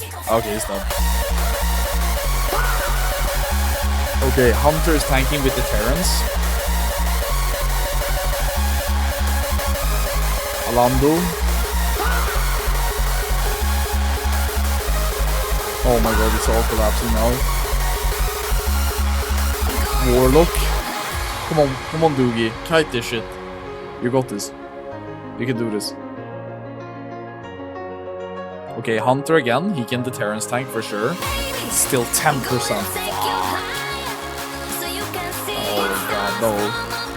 Okay, shaman tanking. That's not really gonna work, is it? What now? Okay, mage tanking. What is it now? It's 6%. They can still do this. 6%. Keep fighting. Fast fighting. Warlock fighting. 5%. Ah, fuck. Counter that as well. Fuck. Warlock fight as well.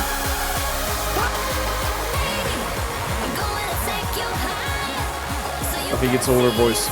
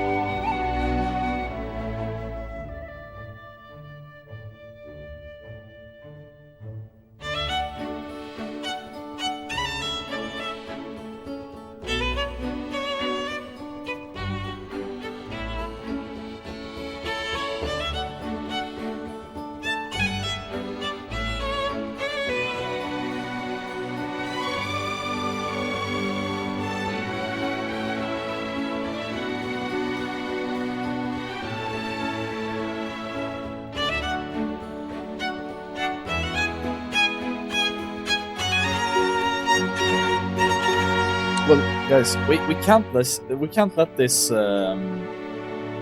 this raid us too much. They still have their mains in the next run. I have big faith in that run, actually. I need to switch the music, and we need to fucking live a little, you know. Enough of this gray color shit. We can do this.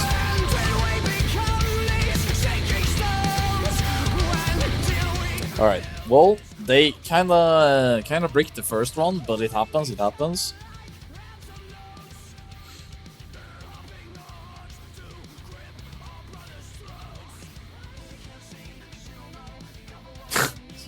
Somebody body pulling a trash bag. Oh, that's not what you want when you just have a disaster like this. Unlucky.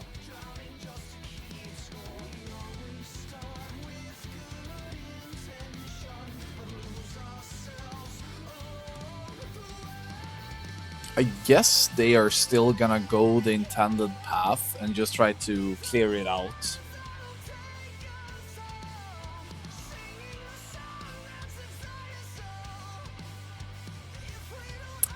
I got told they got shatter armor on tank without pain sub available. Yeah, but they managed to outlive that before. It was unfortunate. I wonder why they didn't have pain sub available though, because pain sub should have been ready from the previous boss fight, getting abilities reset.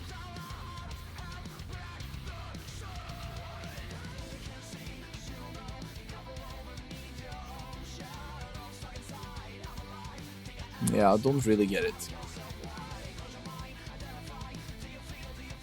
Holy hell, Holy Palasve stream cosplay. You can't say that Holy Palasve has trademarked all metal music for his stream. Also, Holy Palasve doesn't play metal music that has come out this past 10 or 15 years. He only plays metal music from early 2000s up until like 2014. Any music that came out after or before that, he doesn't listen to.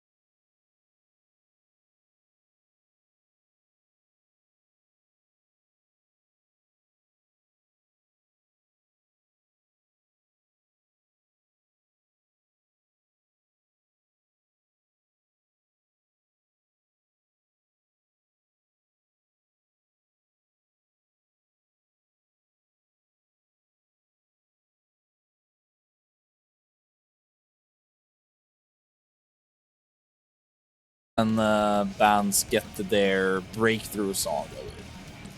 You've seen Tokyo Drift? Of course I've seen Tokyo Drift. It's my favorite one in the entire series. I think Tokyo Drift is the last Fast and Furious when it's actually about cars. And after that, it becomes about superheroes that sometimes need to sit in a car. You know what I mean? Need for Speed Underground 2 gives me the chills. What an incredible game. Yeah, it's... I remember booting up my old TV and playing that game. Absolutely go to the game when you're drifting downhill. Insane.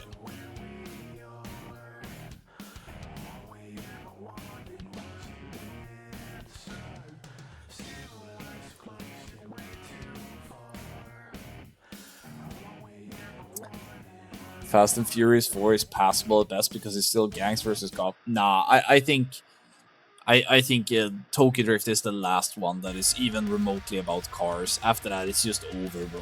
It's just done. Love this starter car, the Opel Corsa. True, the Opel Corsa, I remember that. But to me, I feel like the Need for Speed games, one of the... There is something called Stockholm Open that happens yearly in Stockholm, which is like an illegal street race. You can watch it on YouTube. And I believe that this year it was a Supra that took part in the street race. That was just, to me, that's a Need for Speed car.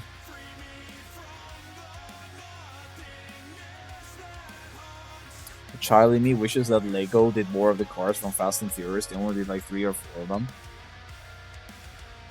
Yeah, it's kind of funny the way that Lego really speaks to adults nowadays. That people, they kind of buy these expensive Lego models to commemorate a childhood thing or nostalgia. Like, oh, I want to build Hogwarts in Lego. Oh, you want to play with Lego? No, bro. I just want to build it as a miniature statue because it looks fucking sick, dude. I feel like Lego has become too expensive for a child to play with, but still passable for young adults that have jobs, kind of. Not only young adults, fucking hell, my mother, who is well over 70 years old, she still buys Star Wars Lego on Marketplace. My mother found a supplier, apparently. I had no idea this was a thing. Apparently there are people out there that buy the new Star Wars Legos only to take out the character. They buy the new Death Star or whatever because they want a specific character from that box, and then they put the box up on the Marketplace or eBay or whatever. And my mother bought maybe 3 or 4 Star Wars things really cheap from a guy in Gothenburg that did this. And she asked him directly, like, so the next time that you do this, you can just contact me directly and we can just negotiate a price directly. So my mother, unironically, has like a supplier of Star Wars Lego. And she's buying maybe 3 or 4 big Star Wars Lego per year. It's kind of cute. Phenomenal says there are rare characters. Oh my god, so if you buy like a Death Star, you can get a white Darth Vader or something. Kiwi says, I recently discovered to my Postal Point, who has a lot of kid games in their main entrance, has a bunch of Lego Star Wars. Like the big ships, 5,000 pieces hidden at the top. Yeah, that's kind of sick. Okay, so they're equipping TBC boots now. I feel like the way the Chinese did this was kind of cool, the way that they sent a hunter to skip here. I think the rarest is called the Golden Man, and the older printed characters from the 90s. Oh. Okay, you mean like that. Yeah.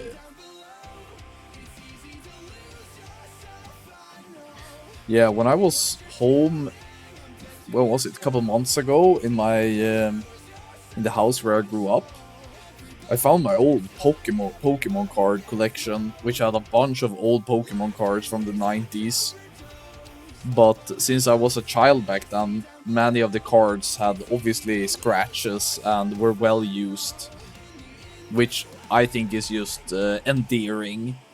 The fact that at the end of the day, it was a kid who played with holo Charizard, you know. So I'm not really gonna cry about that now. But it was kind of fun to find the old. I had this big, what do you say? It's like a book, right? Where you put all of your cards, and I was trying to get all 150 of the first generation. So yeah, it was kind of cool to find. Ultimate Collector's Edition, the AT-AT. It's like €1,000. Jesus fucking Christ.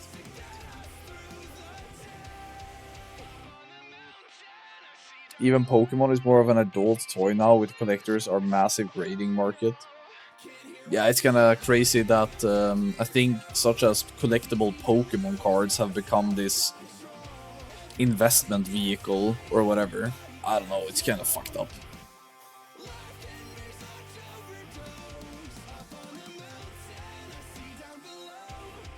Looks like they have a guy that is just disconnected, right? He's not coming back. Red.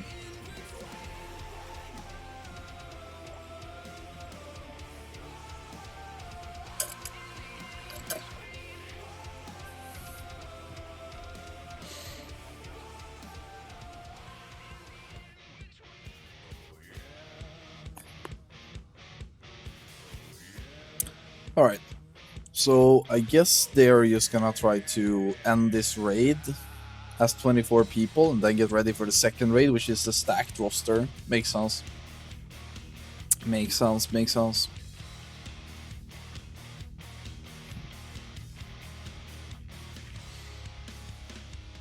Red DCs every raid. Yeah, I feel like Red, Sketto, Pit has been the people that have been getting most targeted by unlucky disconnects when we've been watching. I really feel like those people keep getting unlucky with DCs.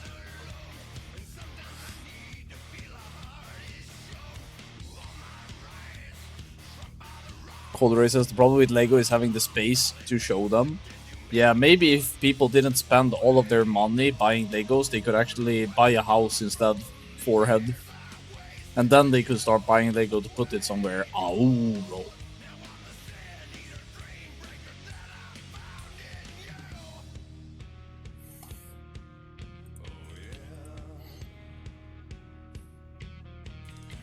You can build a house with Lego.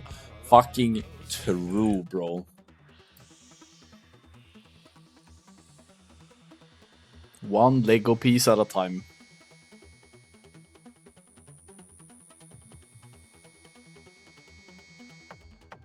Is he solo healing? No, he's not, right? No, they have a discipline priest for sure.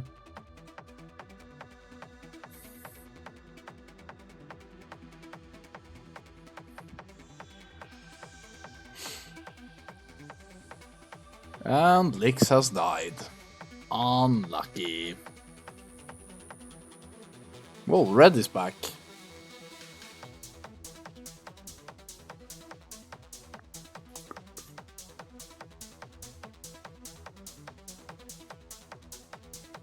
Don't know if it would be cheaper to build a house in Legos. Yeah, now that I think about it, I think that is a pretty good way to build a shitty house really expensively. I can actually imagine a Lego house being one of the more exclusive type of... wouldn't that be kind of cool? One day you watch like people living in Hollywood or Beverly Hills or something, and they're like, yeah, so for the kitchen we decided to go with an all-out Lego limited edition from the 90s. All of our friends have either marble or some exotic stones. Not us, bro. We have Lego Star Wars kitchen. And all the rest of the Santi millionaires that they hang out with is like, oh yes, very exclusive, very cool.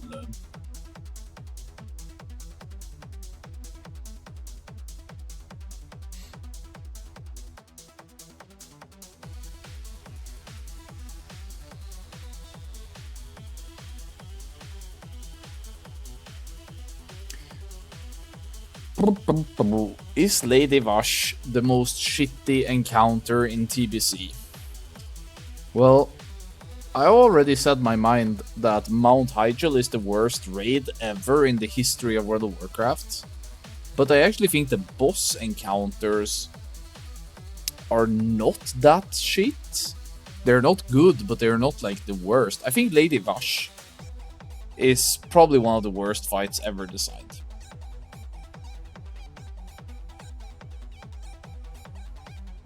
Seiki says TOGC is the shittiest. No. Mount Hyjal is in a tier of its own. But Seiki, I love Wrath of the Lich King, but I'm gonna be honest, man. Tier 7, which is Naxxramas, Obsidian Sanctum, and Eye of Eternity, plus Tier 9, which is TOGC, are two of the worst raids ever. It's not the worst raid ever, that is Mount Hyjal, for sure. But TOGC, and especially Naxxramas in Tier 7, is very, very bad. Ulduar, great. ICC, great. The other ones, kinda shit.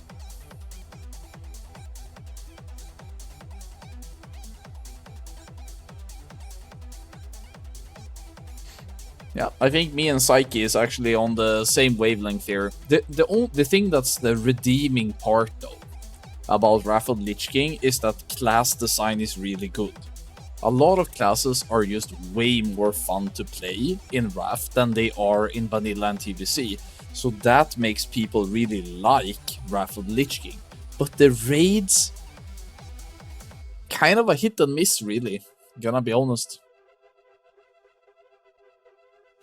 Green Police says, I love Wrath Nax. I hate both Ulduar and ICC. Also, I'm playing only Era at the moment. Yeah, I sadly think that you're one of the happy minority then.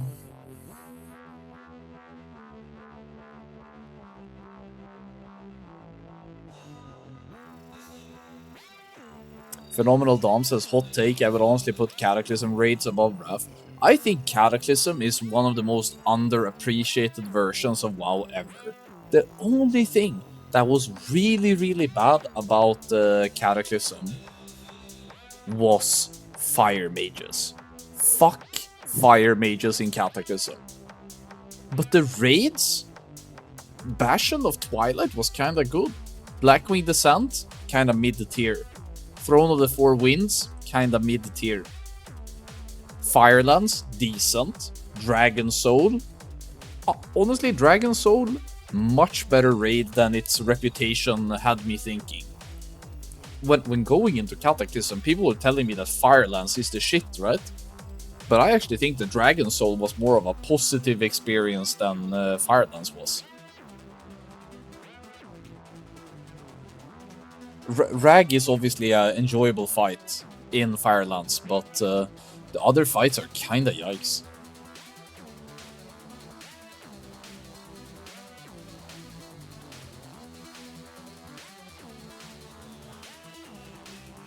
Memory Hole out Spine and Dragon Soul is fine. I actually think that Spine is a really good fight if the roll mechanic couldn't be so easily avoided. If the roll mechanic would happen a lot more often on that fight, it would be so much more fun. If you had to run around like crazy, not to have people fall off, and it would be way more chaotic, I think the raid would be actually really good. The fight. But yeah, Cataclysm, very underappreciated. Phenomenal says, I didn't like it once people were geared, literally had to AFK. Yeah, no, I'm not gonna sit there and try to tell you that Spine was a good fight. It was really bad. It was really shit. But what was that fight before Spine? It was called the ship, right?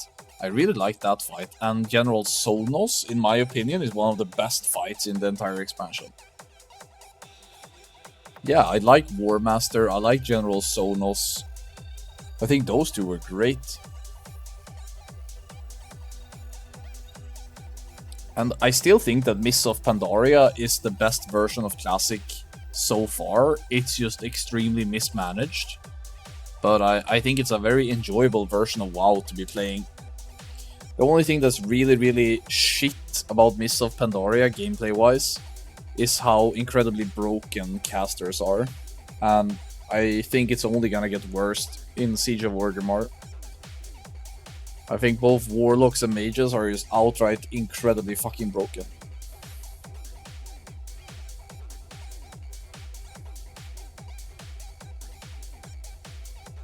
In terms of playing classes, Mop is by far the most interesting. I think so. I think the class design is pretty good.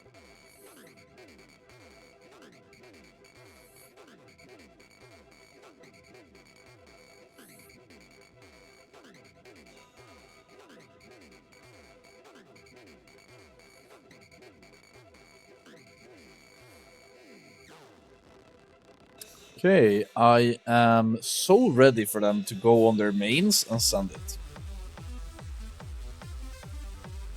Phenomenal says I just couldn't with Mists of Pandaria. I didn't like my class, how the dailies worked, etc. Dude, the dailies at the start of MOP was really bad. That was really fucking painful.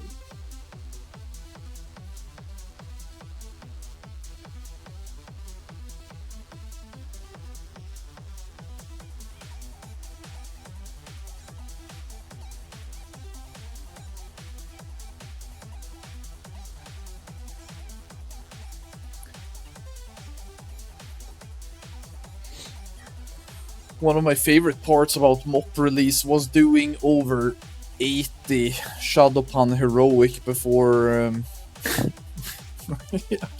Okay guys, hear me out, So this is me, right? So MOP gets released, MOP comes out, MOP is out. I get Realm First 90 Shaman. So I rushed level 90, right? And here, Mogushan Vaults is supposed to come out.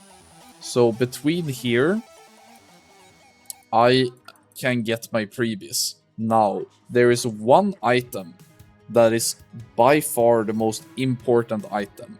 And it's the fist weapon from Shadowpan Heroic. So this thing right here from Shadowpan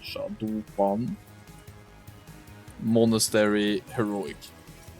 So what I'm doing, this is so fucking stupid, is that every day between hitting level 90 and Mogushan Vaults coming out, step 1, Q random heroic.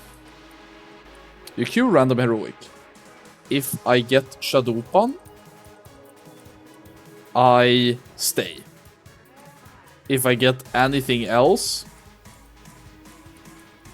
leave. So every day, I Q random heroic. If I get Shadowpan, I play it. If I don't get it, I leave the instance. What we discovered is that when you press this leave button, you get Deserter, right? And you can't queue again for maybe half an hour or something. But if your character is falling or in transit when you're leaving a random dungeon, you don't get Deserter, you simply get dungeon cooldown, which is 5 minutes. So either you take Deserter for 30 minutes, or your character is falling and you get a 5-minute break. Now, when Darkmoon Faire came out, there is a carousel in Darkmoon Faire that looks like this. If you stand on the carousel and queue heroics and you leave, it counts as if your character is constantly falling because you're spinning on the carousel. That's where your character are. So that was one way to get the 5-minute Deserter instead of 30 minutes. The second way you could do it is that you could buy these, I don't know what the fuck to even call these little things from the Darkmoon Faire, which is like these rocking back and forth chairs, or like cats and shit. if you sit on top of one of those vehicles, you also get the 5-minute dessert. So what I did is that I exploited the living fuck out of this to do well over 90 heroic Shadow Puns before Magushan Vault came out. I was queuing random heroic until I got Shadow Pun every day for like 12 hours plus. Did I ever get this epic fist weapon? No. I never saw it drop. So this is me, right? Anfall. I have done more than 90 heroic Shadow Puns. I am full Prebis. And it's finally the time. MSV comes out at 24 in the evening. No, it's like this. 20. No, 20. It's supposed to be midnight release, MSV. But for some reason, some stupid guy at Blizzard releases MSV at 1700 our time as well. And what happens is that I'm getting pinged like crazy on Discord being like, lol, come raid. And I say, no, I will not come. I'm spending time with my daughter, I will not come. I'll see you at 2400. So my guild goes in at 1700, plays, kills 4 bosses, and here they get kicked out from the raid because Blizzard discovers what's happened. And at 23:54, they all get banned. So everyone in progress that entered the raid at 1700 gets banned 6 minutes before the raid opens. And I'm over here together with like 5 other people being like, why did I do 90 Shadowpan heroics? Why did I sit 12 to 16 hours a day to get ready for this race only to have my guild banned because they went in early? Are you fucking kidding me? Let's just say I was not very happy with some of the decisions that was made at that time. I think it was an incredibly disrespectful decision to go in, but it is what it is. Danny says, who made the call to enter? It was multiple people who made the call to enter, because this is another thing you have to remember. Like, if this over here is the MSV fiasco, then not too long before that, you had the AQ on anniversary fiasco. And I don't know if you guys remember what happened there, but what happened was essentially that Blizzard accidentally opened AQ, and Progress, my guild on a fucking anniversary, went in and got world first anniversary Cthulhu. So they thought, hey, we didn't get banned back in AQ, we didn't get banned here, so we can probably get away with doing it again now in Magushan Vaults. It's not our fault that they opened, right? So because of people in Progress had a positive experience from doing it due to what happened in AQ, they thought that if we don't do it, somebody else will do it. And we have put in so much time and effort that we can't just sit on the sidelines and let another guild do this exploit. Because you have to remember, Newman and Beef Bar were killing world bosses. They were getting tons of loot for the race. But Progress realized that, if world bosses are out, then maybe MSV is open. So the other guilds can say what they want, but they didn't have any like moral superiority. You can't expect others not to go. So yeah, I mean, I can't be too mad about who made the call, because I think at the end of the day, it's Blizzard's fault. You can't really blame the people of Progress that decided to go in, because Blizzard is the ones that should be held accountable for this mistake. But I was very sad that I didn't get to play. But I at least shoutcasted the race, so that was fun, I guess. I did the best with what I had. Yeah, it was incredibly sad.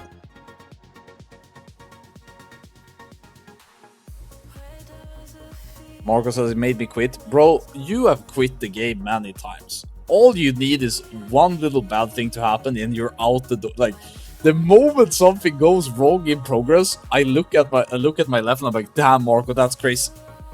Marco, and he's already out, bro.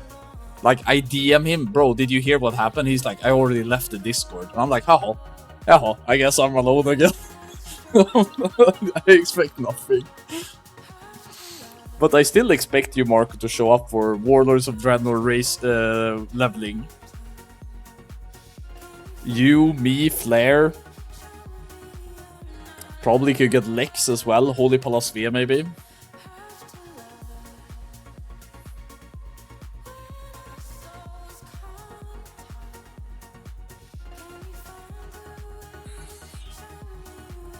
I heard that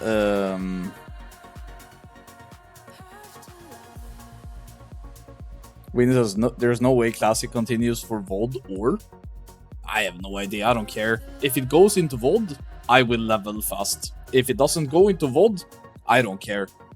I would love to play VOD though.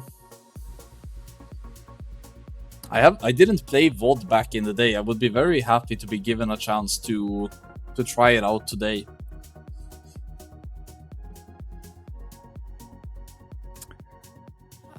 Jar Jar says, skip VOD, go straight to Legion. I think the fact that they did Legion Remix, the same way they did MOP Remix, and I feel like a lot of people really like the last patches of Legion. Like, the first patches of Legion, apparently, this is just what I hear from people who played, the first versions of Legion was really shit, but then towards the end, it was really good. So if they do a final patch Legion, then I think there will be a lot of people interested in playing again. Mini Manny Richt says people only didn't like VOD garrisons in 18 months of Foundry. I mean, the biggest problem back in the day for MOP and VOD is the fact that there was what I consider content drought. There was just so many months of no new content, which makes me extremely sad that we're seeing it now again in MOP Classic right now. Yeah, like Windy is saying, when they slowed down MOP and said that, hey guys, you're gonna get 36 weeks of tier 15, it was like, okay, just fucking kill the game already. Just euthanize this shitty game.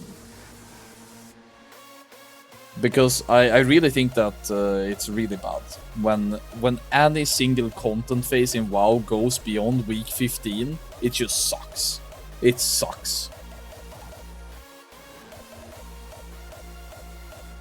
Technod says VOD raids are so good. It's because of people like you that say that VOD raids are good. It makes me really happy about playing it. Morgan says, who has the world record? So if you're just tuning in, we're watching the guild Fast, the Westerners, trying to get their world record back. Because the current world record is by Gladiator. So GLA is the current world record holders.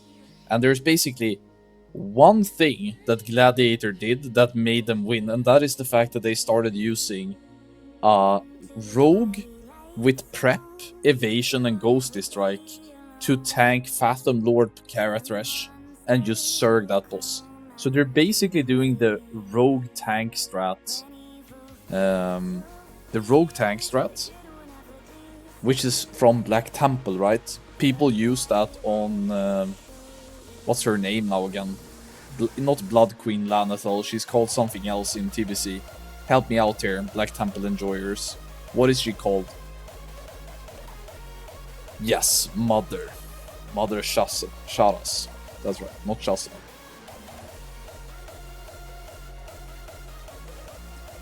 VOD Blackrock Foundry was one of the best raids ever. Yeah, I've heard so much good stuff about VOD. So I really hope they do it. I really hope so. Mini Manny Rex says, how do they hold threat? In this version of WoW, you have so many misdirects and tricks of the trade that you can make anybody the main tank if you really want to. you just spam the living shit out of that character. He gets everything.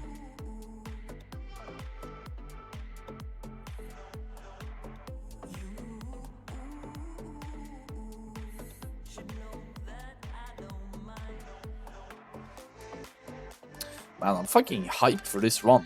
I think this run could be one of the good ones. In Blackrock Foundry, you would get now would probably make the rumor look like a functional boss.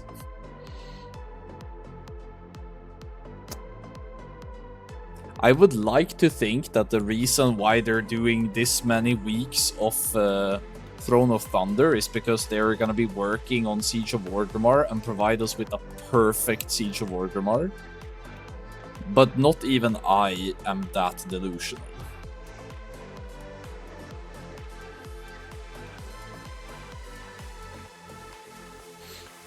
Isn't it crazy that Blizzard was better at coding when they had fucking cubic crawlers and sexual harassment than they are today? That company did so much to clean up, but they couldn't clean up their code.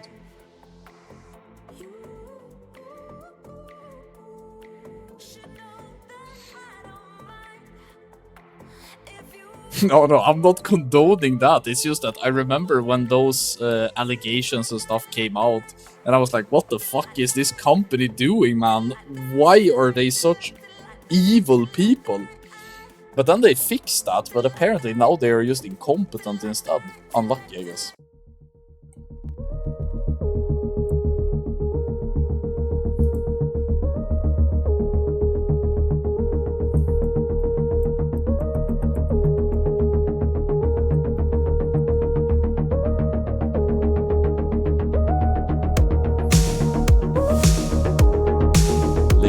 Gentlemen, we have one fish, one go.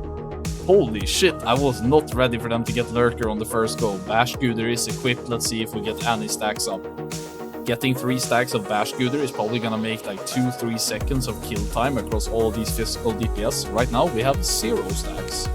Just the RNG that we want. Some crazy opener by like bunch of people above 11k DPS. Really, really impressive. This new DK, I haven't seen him prior to this week, but Validity DK, he has been absolutely cranking in Tempest Keep, and look at him on the damage meters.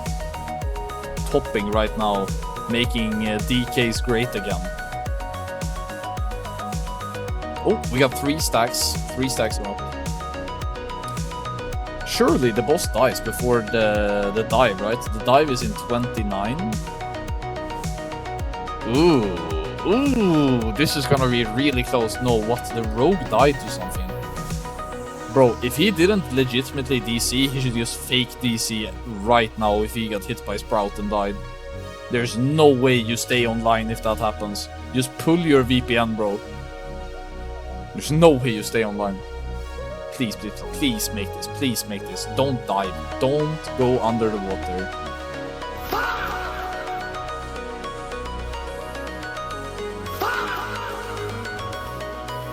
Alright. Hype music. Stop.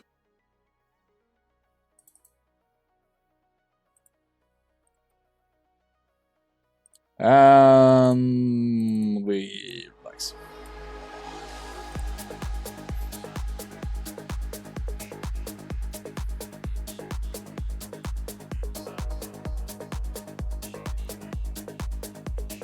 Can they reset and go again? The only way they wouldn't be able to reset here is if Lurker somehow died to dots underneath. But I don't think it did, so they are good to use reset here.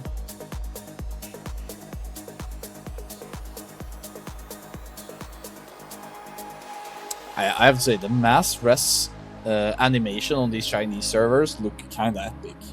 You saw that yellow ball that just kept growing.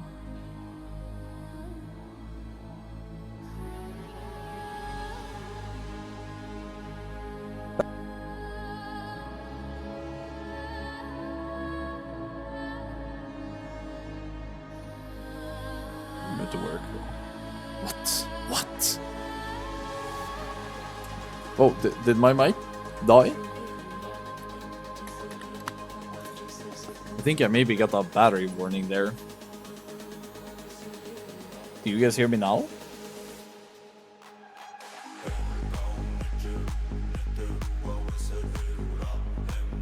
All right. I don't know what that was. It kind of, I heard a boom boom sound like it was an electricity issue. Hopefully it's good now.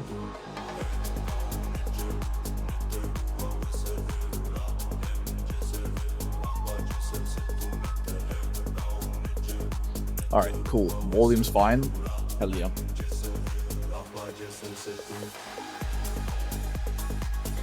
Dude, I had halloumi burgers for dinner today, and those little bad boys are so salty that I've just been chugging water all evening. I don't know how much salt there is in a piece of halloumi, but Jesus Christ, I've been thirsty. I see the water here in Serpentine Caverns, and I'm like, maybe I should go and get myself a glass of water again. I've probably had like 2 liters of water or something. Crazy. My kidneys are struggling.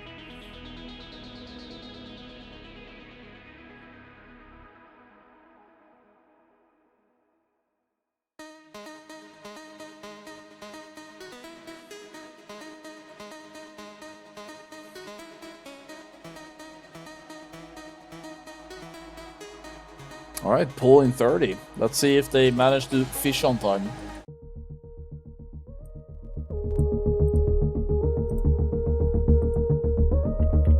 Okay guys, let's get the prediction going. What do you think?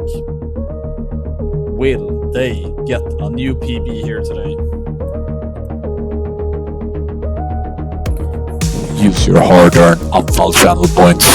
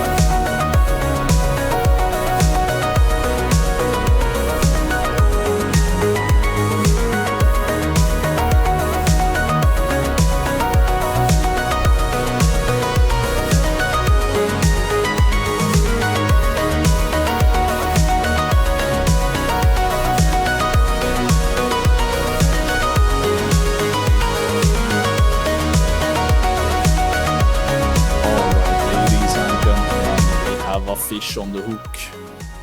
Alright, let's see here. We got some stacks of bash scooter coming right up. It's nice to see. What I really want to see is that when this whirl happens in 10 seconds, as a melee, you should be going closer to the boss, so when the knockback happens, you lose no uptime. So right there, you want to be as close as you can, maybe even touching almost the water. Because look at that guy, Validity DK. He was on the outer edge of the melee swing, and he lost so much uptime. It's just dog shit. So you know that he has world ready now, right? So you want to be as close as possible. When this ends, he's probably gonna world pretty soon. So the knock should be soon. So you get close.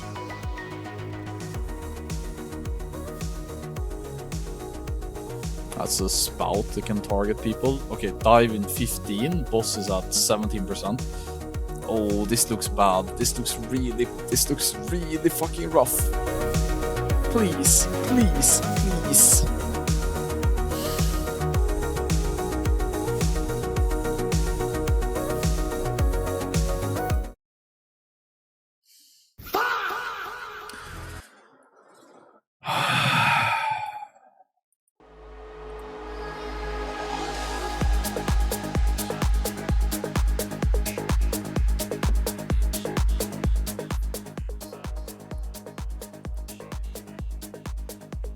Alright, so Blood Shadow asks, is it usually Chinese copying strats from Westerners or vice versa? It goes a bit back and forth.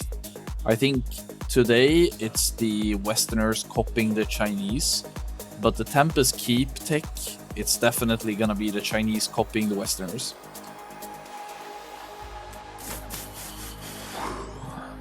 But at least the run is not brick, guys. They can reset until Lurker dies. So it's fine, it's fine. Everything is fine. No mass res available though. How's the prediction going for you guys? 7k against 5k. At least the believers are a bit stronger than the doubters. Fucking Fredcat sitting here with a doubter logo in front of his name. You have to be a believer, bro, if you're in this stream. If you're a doubter, why are you still here?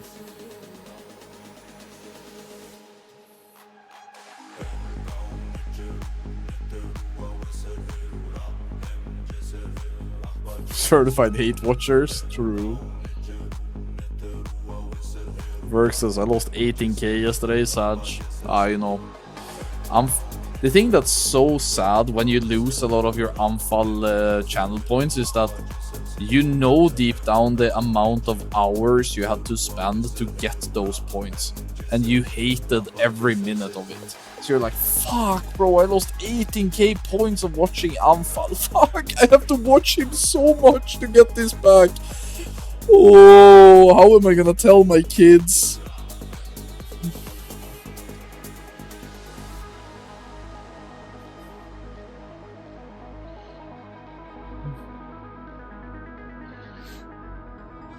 Works has to go into his kids and explain to little Timmy why his entire college fund of Anfal channel points are just gone now.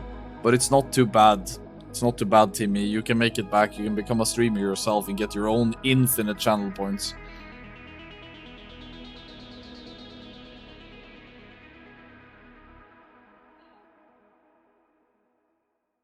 I don't know. I have high hopes for this run. I believe this run can be a big cock slam, a big Western cock slam in the face of the Chinese scene, you know?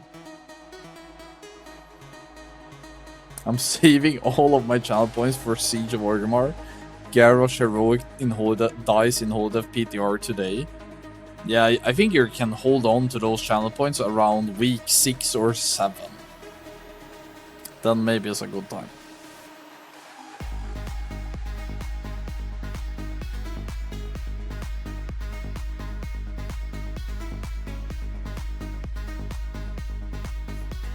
And we have a pull timer.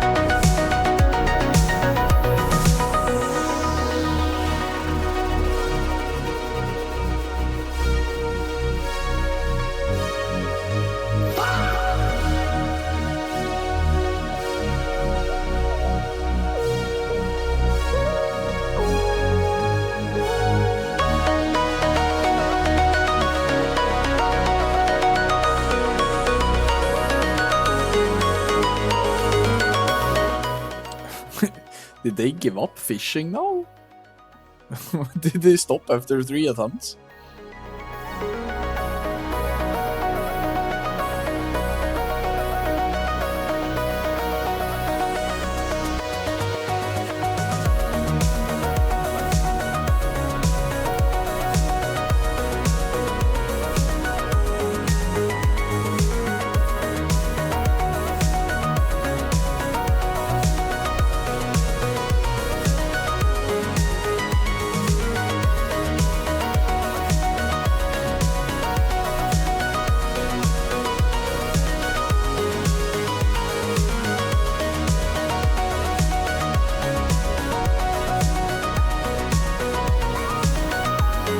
Bro, I can't have Undulatus playing and there's not even a person fishing. This is a waste of my time.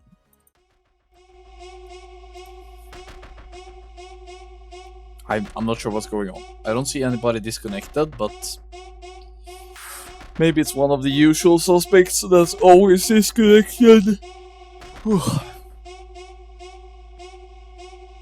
My money is on Red or Sketto or Pit. Those 3 guys are the usual suspects when it comes to DCing in these runs.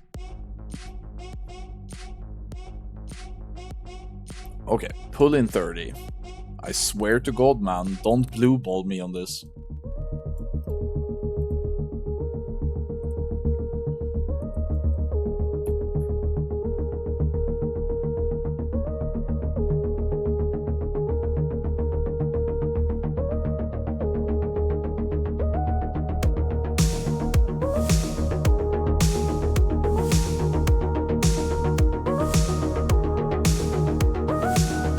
Ladies and gentlemen, we got a fish on the hook.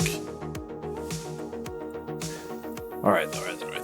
Okay, I really want to see the melee players moving in so that they don't have to lose uptime like this. It's fucking depressing to watch. 1 stack of Bashguder. Oh my god, people are getting knocked.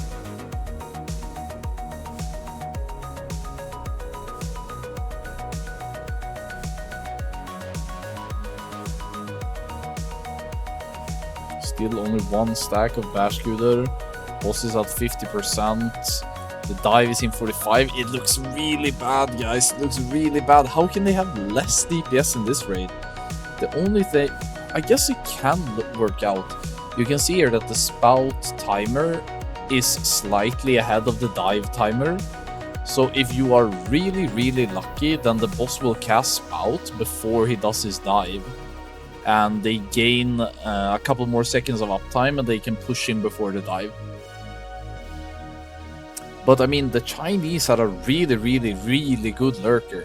They didn't even need this spout timer. They just fucking murked this fish. And this is no guarantee either. This fish can very well, you say, ah, fuck this shit, I'm gonna dive now. Please, please don't, please.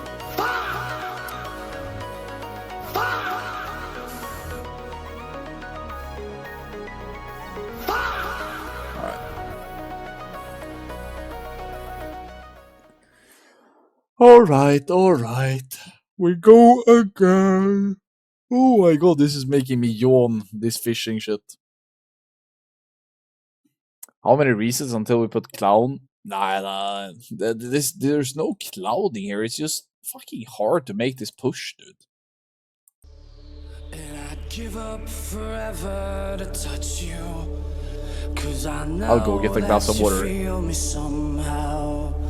You're the closest to heaven that I'll ever be, and I don't wanna go home right now. And all I could taste is this moment, and all I can breathe is your life. And sooner or later it's over. I just don't wanna miss you tonight. And I don't want the world to see me, 'cause I don't think that they'd understand. When everything's made to be broken, I just want you to know who I am.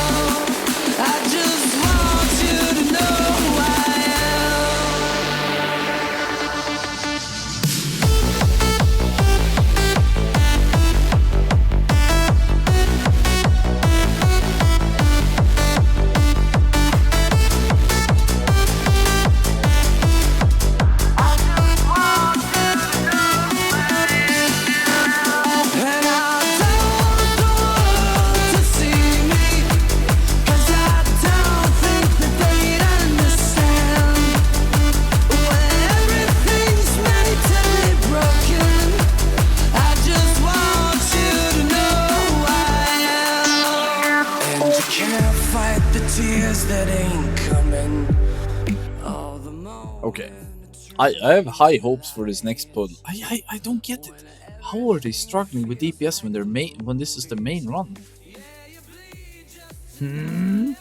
What is the problem here?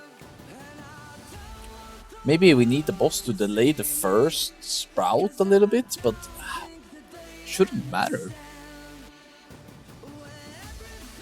It's all about beating the dive timer, and if you can't beat the dive timer, you need the second sprout to give you that time.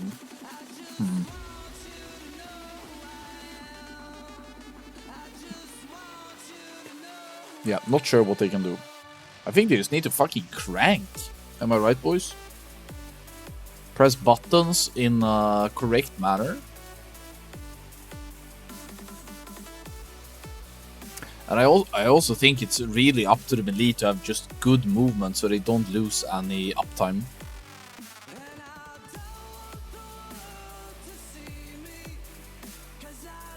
It's very easy to think that DPSing in WoW is just a matter of pressing your rotation correctly and the next global is always gonna be what decides. But when you're speedrunning and going for world first and races, I think the biggest thing that separates a really good player from an amazing player is actually their movement. How they set themselves up for high uptime, how they position themselves to have a good entry into the next encounter, into the next trash pack. It's not about executing the rotation, that shit is easy. It's about like minimizing downtime from start to finish. And small things like, I talked about it, but I'll say it again, that if you are standing on the cross here when the boss does his whirl and he knocks you back to here, or if you're standing at the Y position and he knocks you back to this position, you want to be on the X. You don't want to get knocked to the B part of this segment. So you want to be here and fly here. You don't want to be at A and go all the way out. Because then you will lose auto attacks, you will lose swings. Alright, I guess we're going. Surely first attempt. One fish, one go.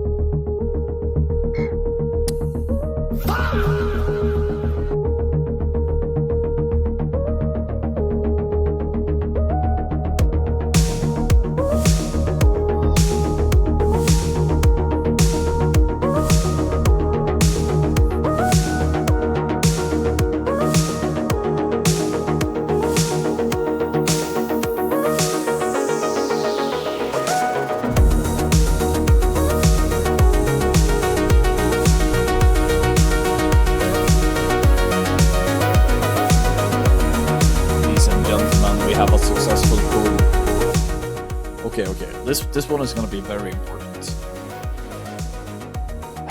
Still 0 stacks. It's a bit unfortunate. Good movement, good movement. Everybody who got knocked looked to me like they didn't go out to the B part. Looked fine.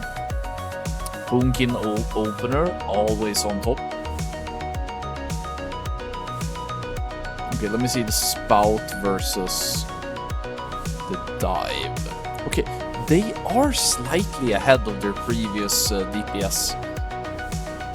I think they are on the right side of the DPS this time, and the spout timer looks absolutely amazing as well. It's almost 2 or 3 seconds ahead of the dive. This could be this could be it.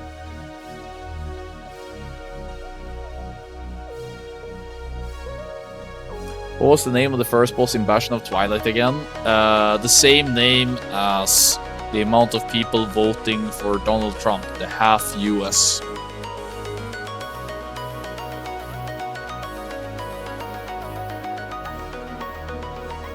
Okay, come on. Dive before... Spout before dive. Spout before dive. Please. Please, I need this. I can't do another pull of this fucking lurker below. Oh my god, is he gonna die underwater? Oh my god. Oh my fucking god. It looked like it was at a 0.2% or something. Oh my god, die, please. If it dies now, the run is bricked. Holy fuck, dude. Wipe. They have to wipe or the run is over now. Please die. Mother of God.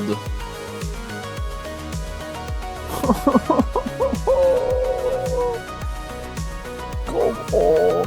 Fucking come on, dude. Oh, I almost want to play Concerning Hobbits at this point. Fuck, bro. Why is this DPS check so hard?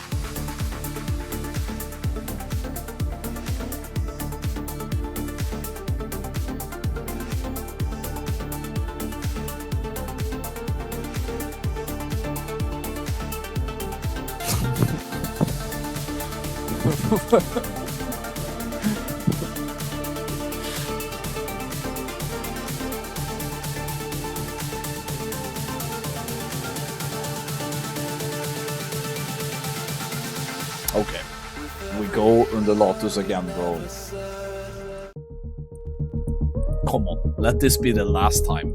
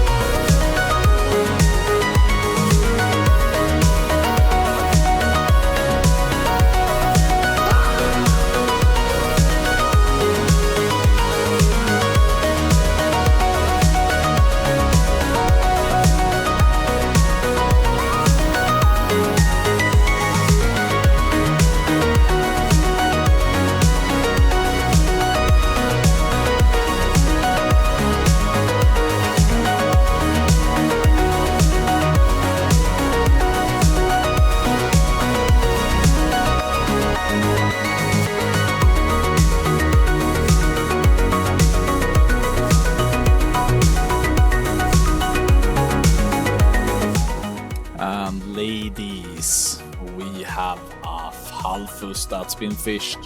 Oh, we got one stack of Bashguder that's already up. Puncture armor. Let's see if we can get all the way up 3 stacks. That will maybe be enough to push the boss. Burning have a 13k opener as a sub-rogue. That's pretty fucking nutty, if you ask me.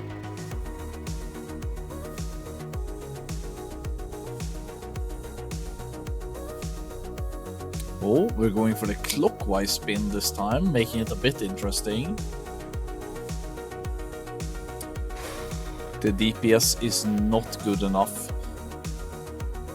But the spout timing is almost 4 seconds earlier than the dive, which could be favorable, because then hopefully he's gonna do the spout before he dives. And that will give them enough time to push it. Please, God, this is the sixth lurker pull. Please make this. Okay, so you see the spout timer here. This is basically all they have to hope for now. That he does the spout and delays his dive. Please, please, please. Please. 3%. Oh my god, he can dive at any second now.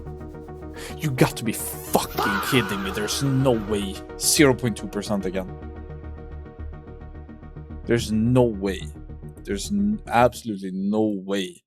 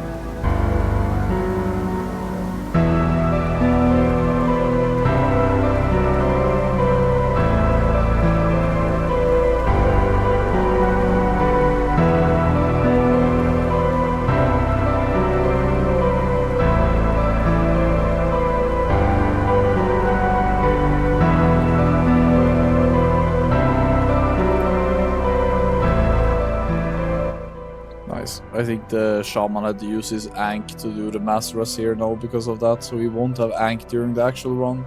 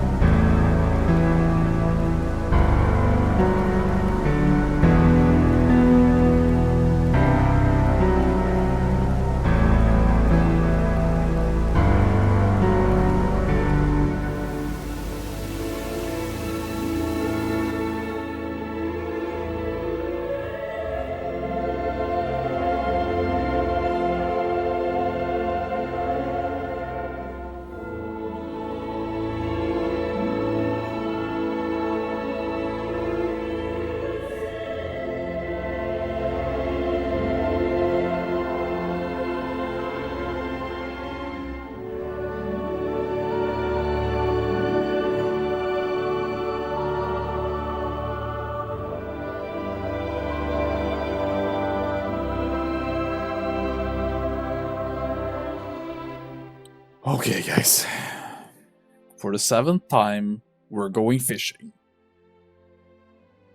I have to say, this might be the most toxic start to a speedrun in a long time. At least when we were doing Halfus, we didn't have to fish for Halfus to appear, right?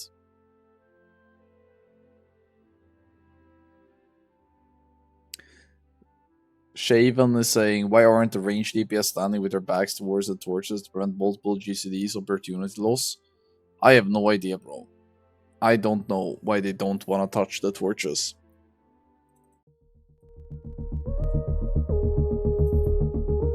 Come on, come on. First attempt. Get the fish. Get the fish. Get the fish. Come on, come on. First attempt. got it. They fucking got it first attempt. Okay. Okay, we're so back. I was too early with the fuck reaction.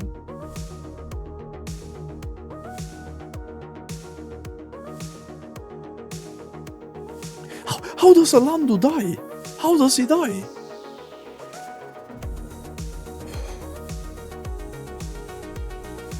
I don't even know what you could possibly die to on this fight.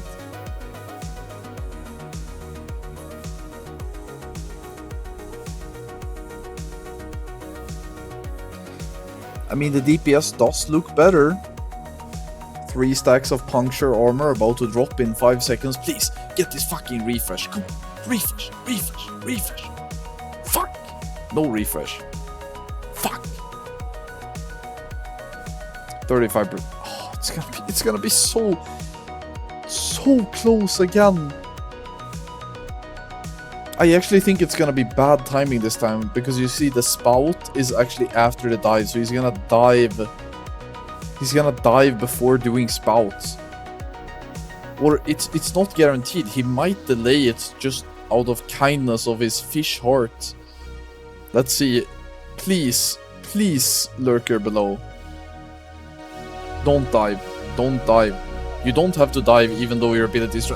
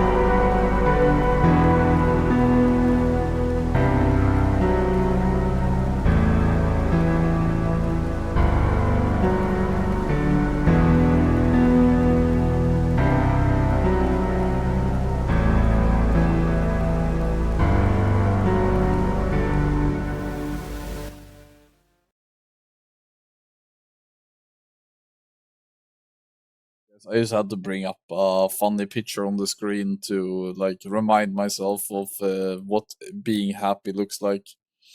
Now I feel a bit better. I'm happy that I had this picture just laying around ready for me to bring up. So I'm actually stoked now.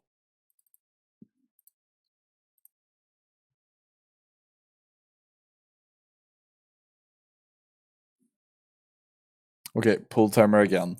Undulatus again. Come on. Fucking come on.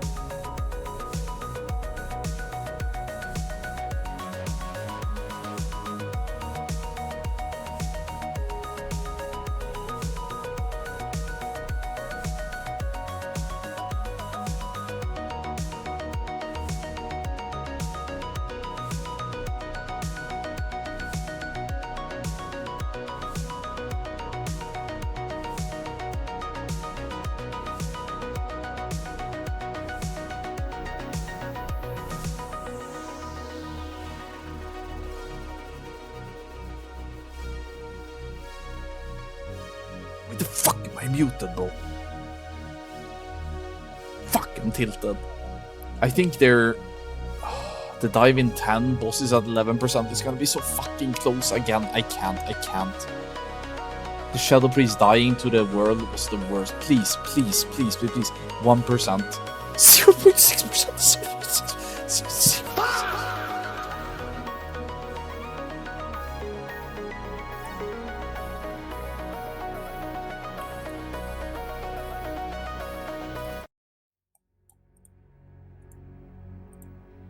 May it be an evening star shines down upon you.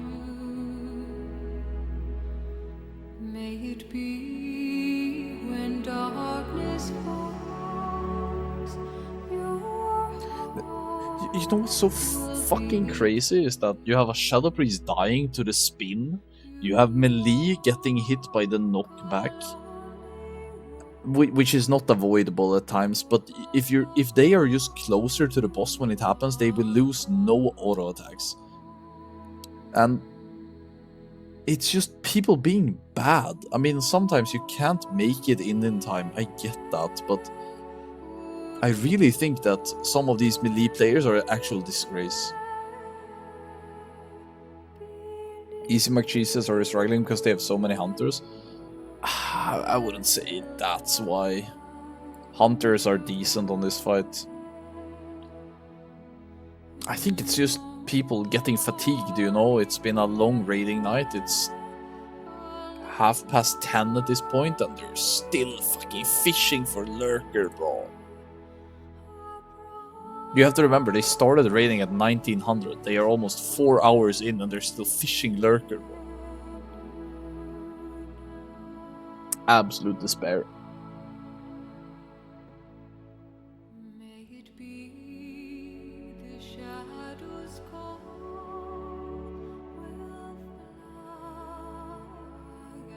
away. May it be your journey on. I really hope that once they land this shit, that it's just gonna be a fucking huge sense of release for them. And they're just gonna have an insane fucking run, you know? Is overcome. You may rise to find the sun.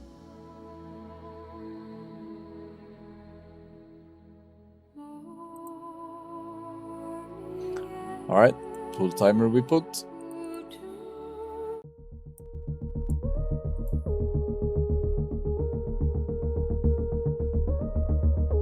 Come on. First attempt fish. No fish. Fuck. Second attempt.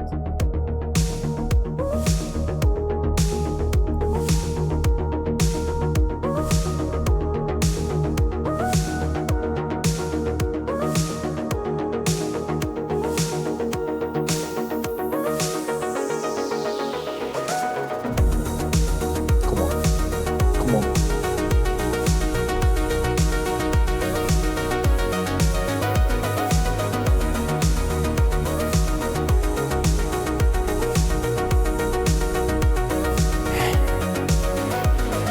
Third attempt. Come on.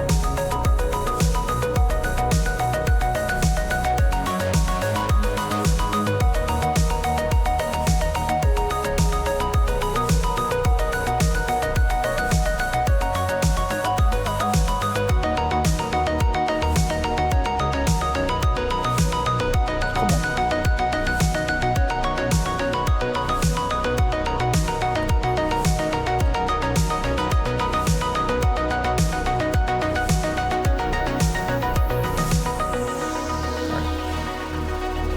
Fourth attempt.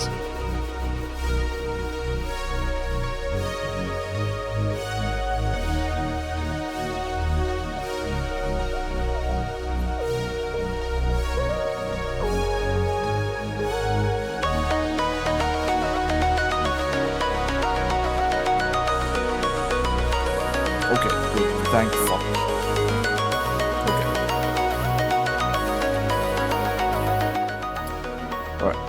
1 stack already up. That's good. That's good.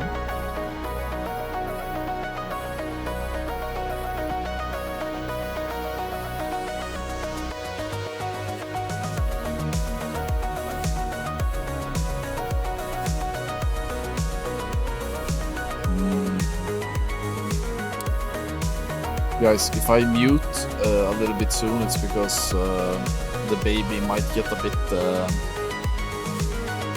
loud here. We'll see. Okay, 3 stacks. 3 stacks. This is really fucking good. Dive in 39, boss at 39%. This is gonna be incredibly fucking close.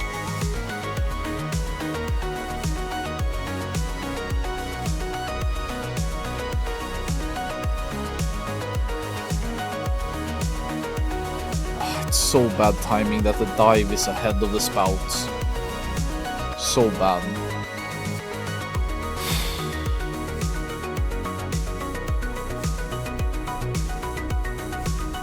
Please, please. It's so close.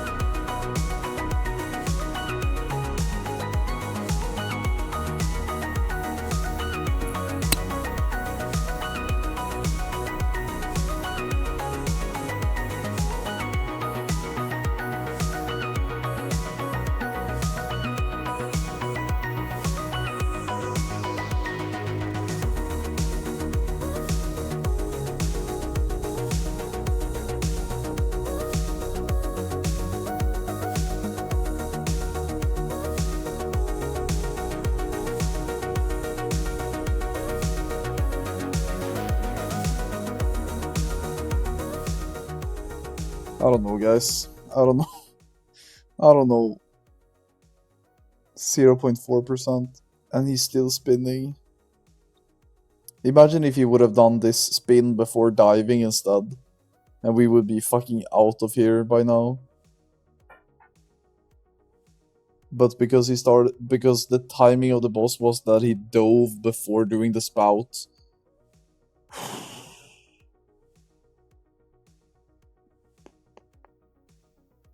Oh, this is fucking rough, dude.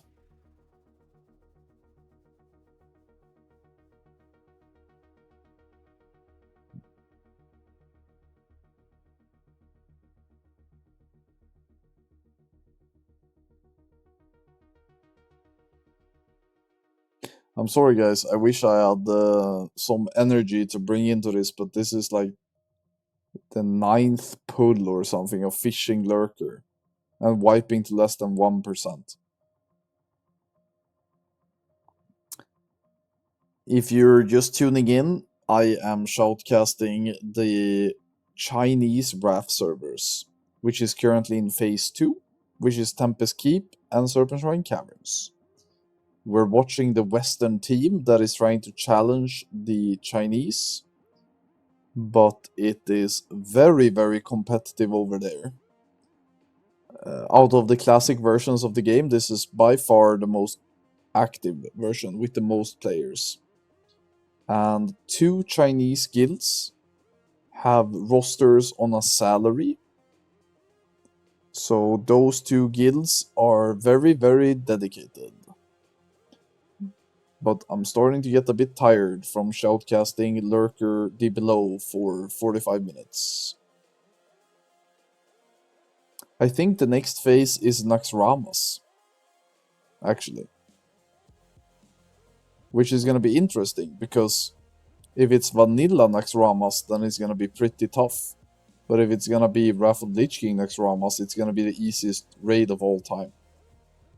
So I guess we will see what they go for.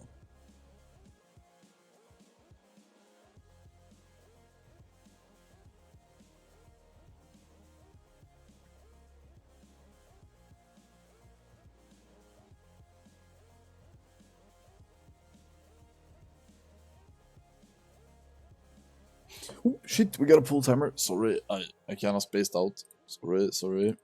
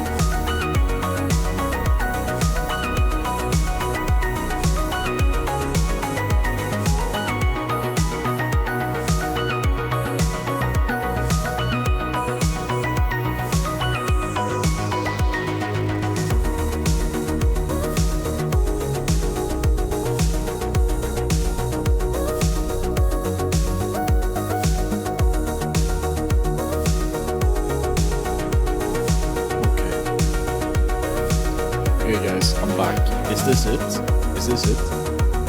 Oh my fucking god. Oh my god, we actually have a pull. I can't believe this. I came back at the perfect fucking time. 3 seconds behind is still 4 seconds ahead of their personal best. So let's see here. They're gonna go to Hydros now. So the first part here is gonna be a walk in the park. Nobody's disconnected so far. Looks fucking lit. Usually by now they have one or two people DC'd. This looks very promising. Burning always in front, doesn't give a fuck, of course. Saving his ICDs for the boss. Absolute Giga Chad.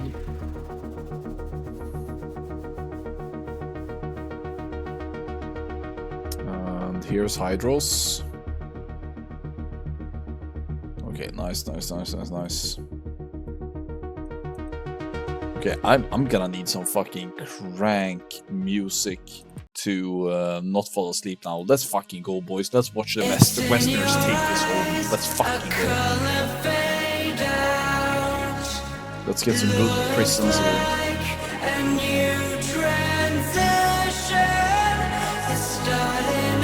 Decent. And shaking your ground, turning your head to see a new day calling.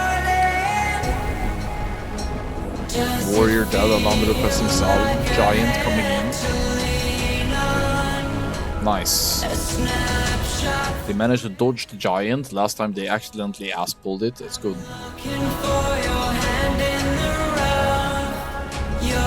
One warrior dead though. Jeb having an amazing pull right now. Shaman number 1.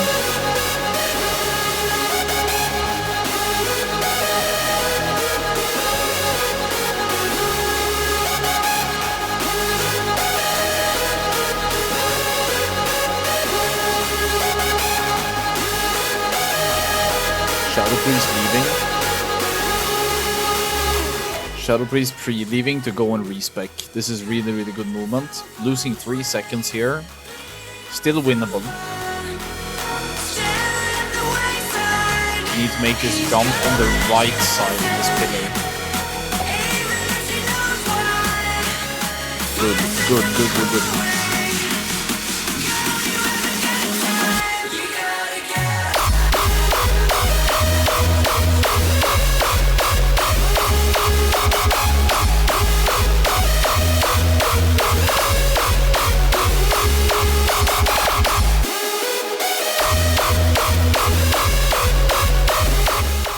Okay.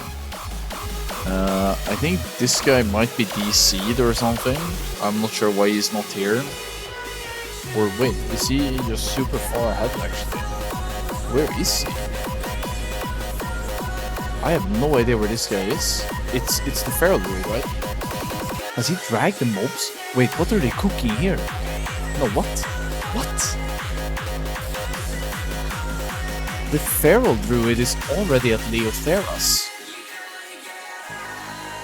But why? This is new. Usually they send a paladin or a mage, but it's a feral now.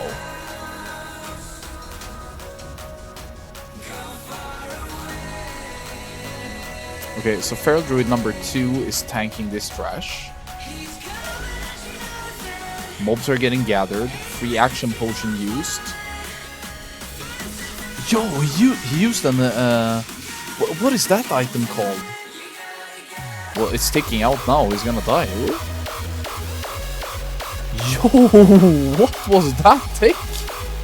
The Protpala completely dies. Warrior dies as well. Protpala has been rest. What the fuck was that? What was that tick? How did the feral druid become invulnerable? Does anybody know? What was that?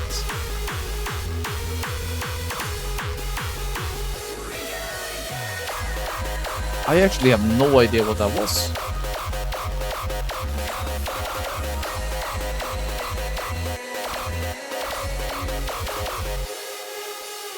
I guess nobody in my chat knows what they did either. Vash Trinket has an ice block use effect. Oh yeah, could it be the new tank trinket that gives this ice block? 8-sec ignore all damage taken. Yo, what? That shit is so thick! So with that trinket, every single class can do a immunity pull. That's so cool.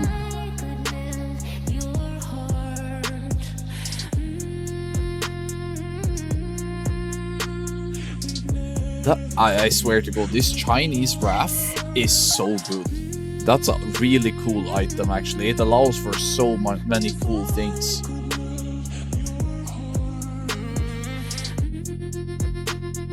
Okay, I have no idea what the timer is gonna look like here. I know that the Chinese splits are pretty good. I don't think they lost much time, if any. The DPS is much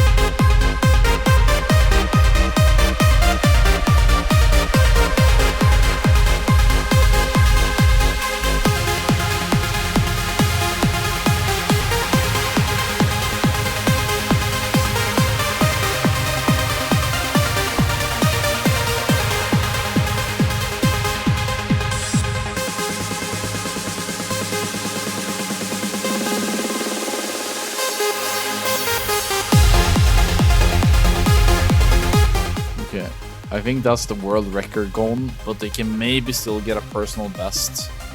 But I doubt it with this many casualties. I think it's done.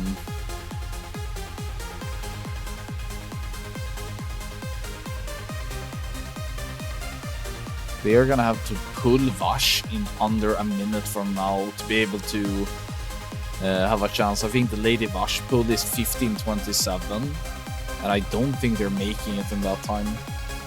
No, that hunter. Take note. Fuck, remove your hunt. Remove your pet. Did you guys see? Are you fucking trolling? Take note.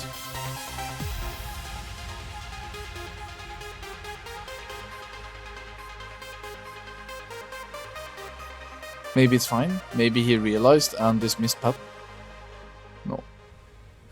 No, he's pulling everything. This tide collar and shit. Did the hunter pet really pull that?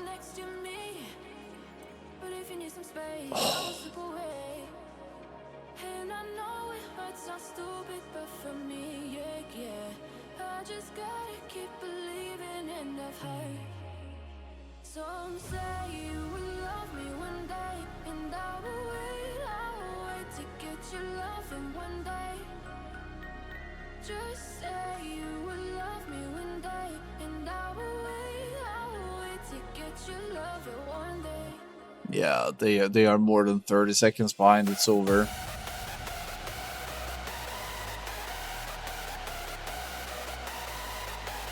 Shit, this Chinese record is really fucking hard to beat, man. It's a really, really good time.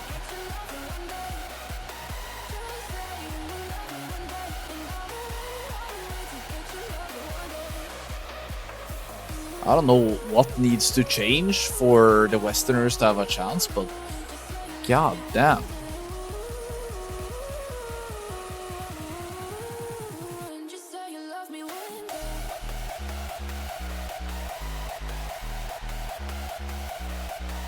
Winnie says, why does every speedrun that doesn't start with a lockout instantly is bad like Ulduar? Ulduar probably was peak because it locked into hard pull insta. Yeah, Ulduar was really good speedrunning rules. It was really good, and I actually think that Ulduar speedrunning was a bit underexplored because it was only in the final 2 or 3 weeks that No Time Progress started doing Razor Scale and Ignis together. And there's also other strategies that wasn't fully employed. So the reason why the Ulduar speedrunning rules started when Flame Leviathan died is because there was ways that you could start the Ulduar speedruns at Freya. So guilds like No Time Progress were saying that if you guys don't make the speedrun start on Flame Leviathan death, we will start at Freya. And it was incredibly fucking toxic to set up. So that's why they did it.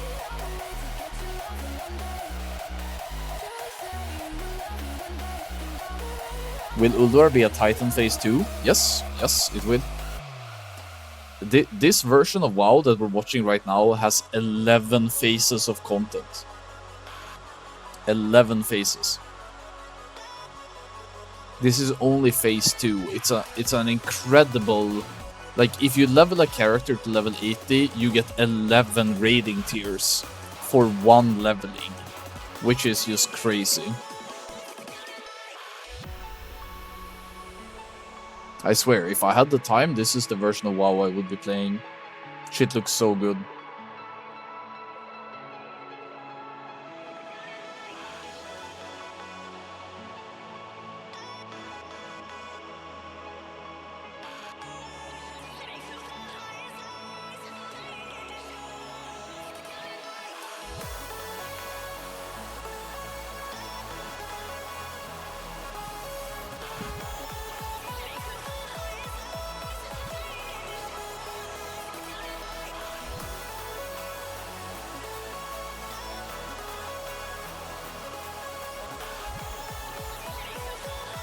Double Doink says, what's the name of this song? Song name? I don't know what song you're talking about. Sadly, there are Twitch extensions and stuff that you can use in Chrome that allows you to get the song that's playing on any stream. I like the way that they're doing trash now during this segment of the fight though. This is a bit different from what the Chinese are doing, and it looks pretty manageable for them. I like it. But if it makes the fight longer, it might not be as big of a time save as it could be.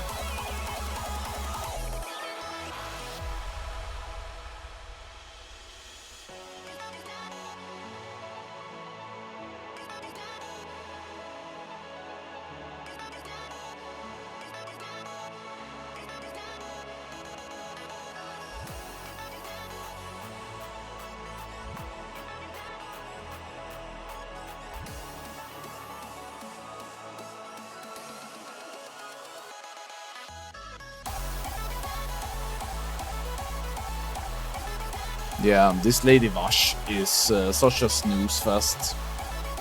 It's just not a very well designed encounter, I don't think.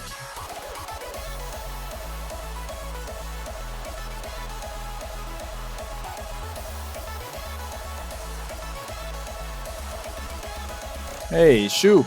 Thanks so much for the host, man. I wish you had a great raid evening in the Thunder Lord's Palace.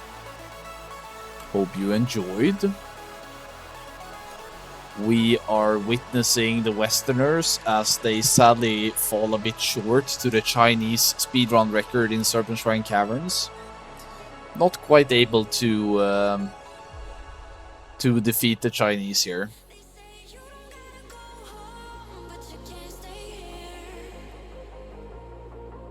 But we saw a lot of cool tech. I really like the new tanking trinket from Lady Vash that allows any class that has the trinket to go into ice block for 6 or 8 seconds or whatever it was, making it so that the Feral Druid could gather the mobs and become invulnerable. It was a very interesting ability. I'm hoping we're gonna see more of that in speedruns in the future. It's really cool that they made these custom items that are very speedrunning oriented.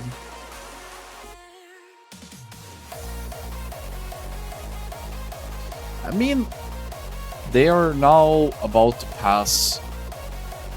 I think it could still be a PB here. Is it? What is their old oh shit, 2 melee die to standing in poison on the ground. That's rough.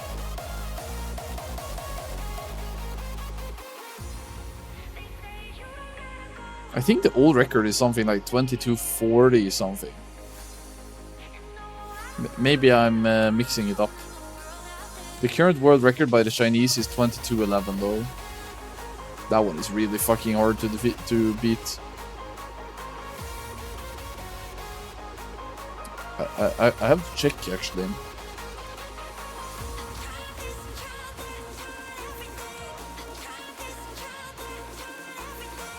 $22.54. So they did PB actually for all the believers out there. New PB in SSC? Hell yeah, dude. They did do a PB. Congratulations to the believers. But man, the Chinese record is super fucking impressive right now. I mean, increasing a personal best by 5 seconds is pretty standard in speedrunning. But this was the second run of the evening, so the runs are over. I am gonna go to bed. So I'm thinking I'm gonna host one of the guys. And I wouldn't feel good if I didn't host Holy Palace V, since he's always keeping the timers up to date and everything. Thank you so much, everybody who accompanied me tonight. I had a lot of fun. It was a bit slow with the fucking fishing for Lurker. I'm gonna be back next week and covering the runs 2 nights in a row again, hopefully. So until next time, I'm out. Bye guys. Hope you have a great week.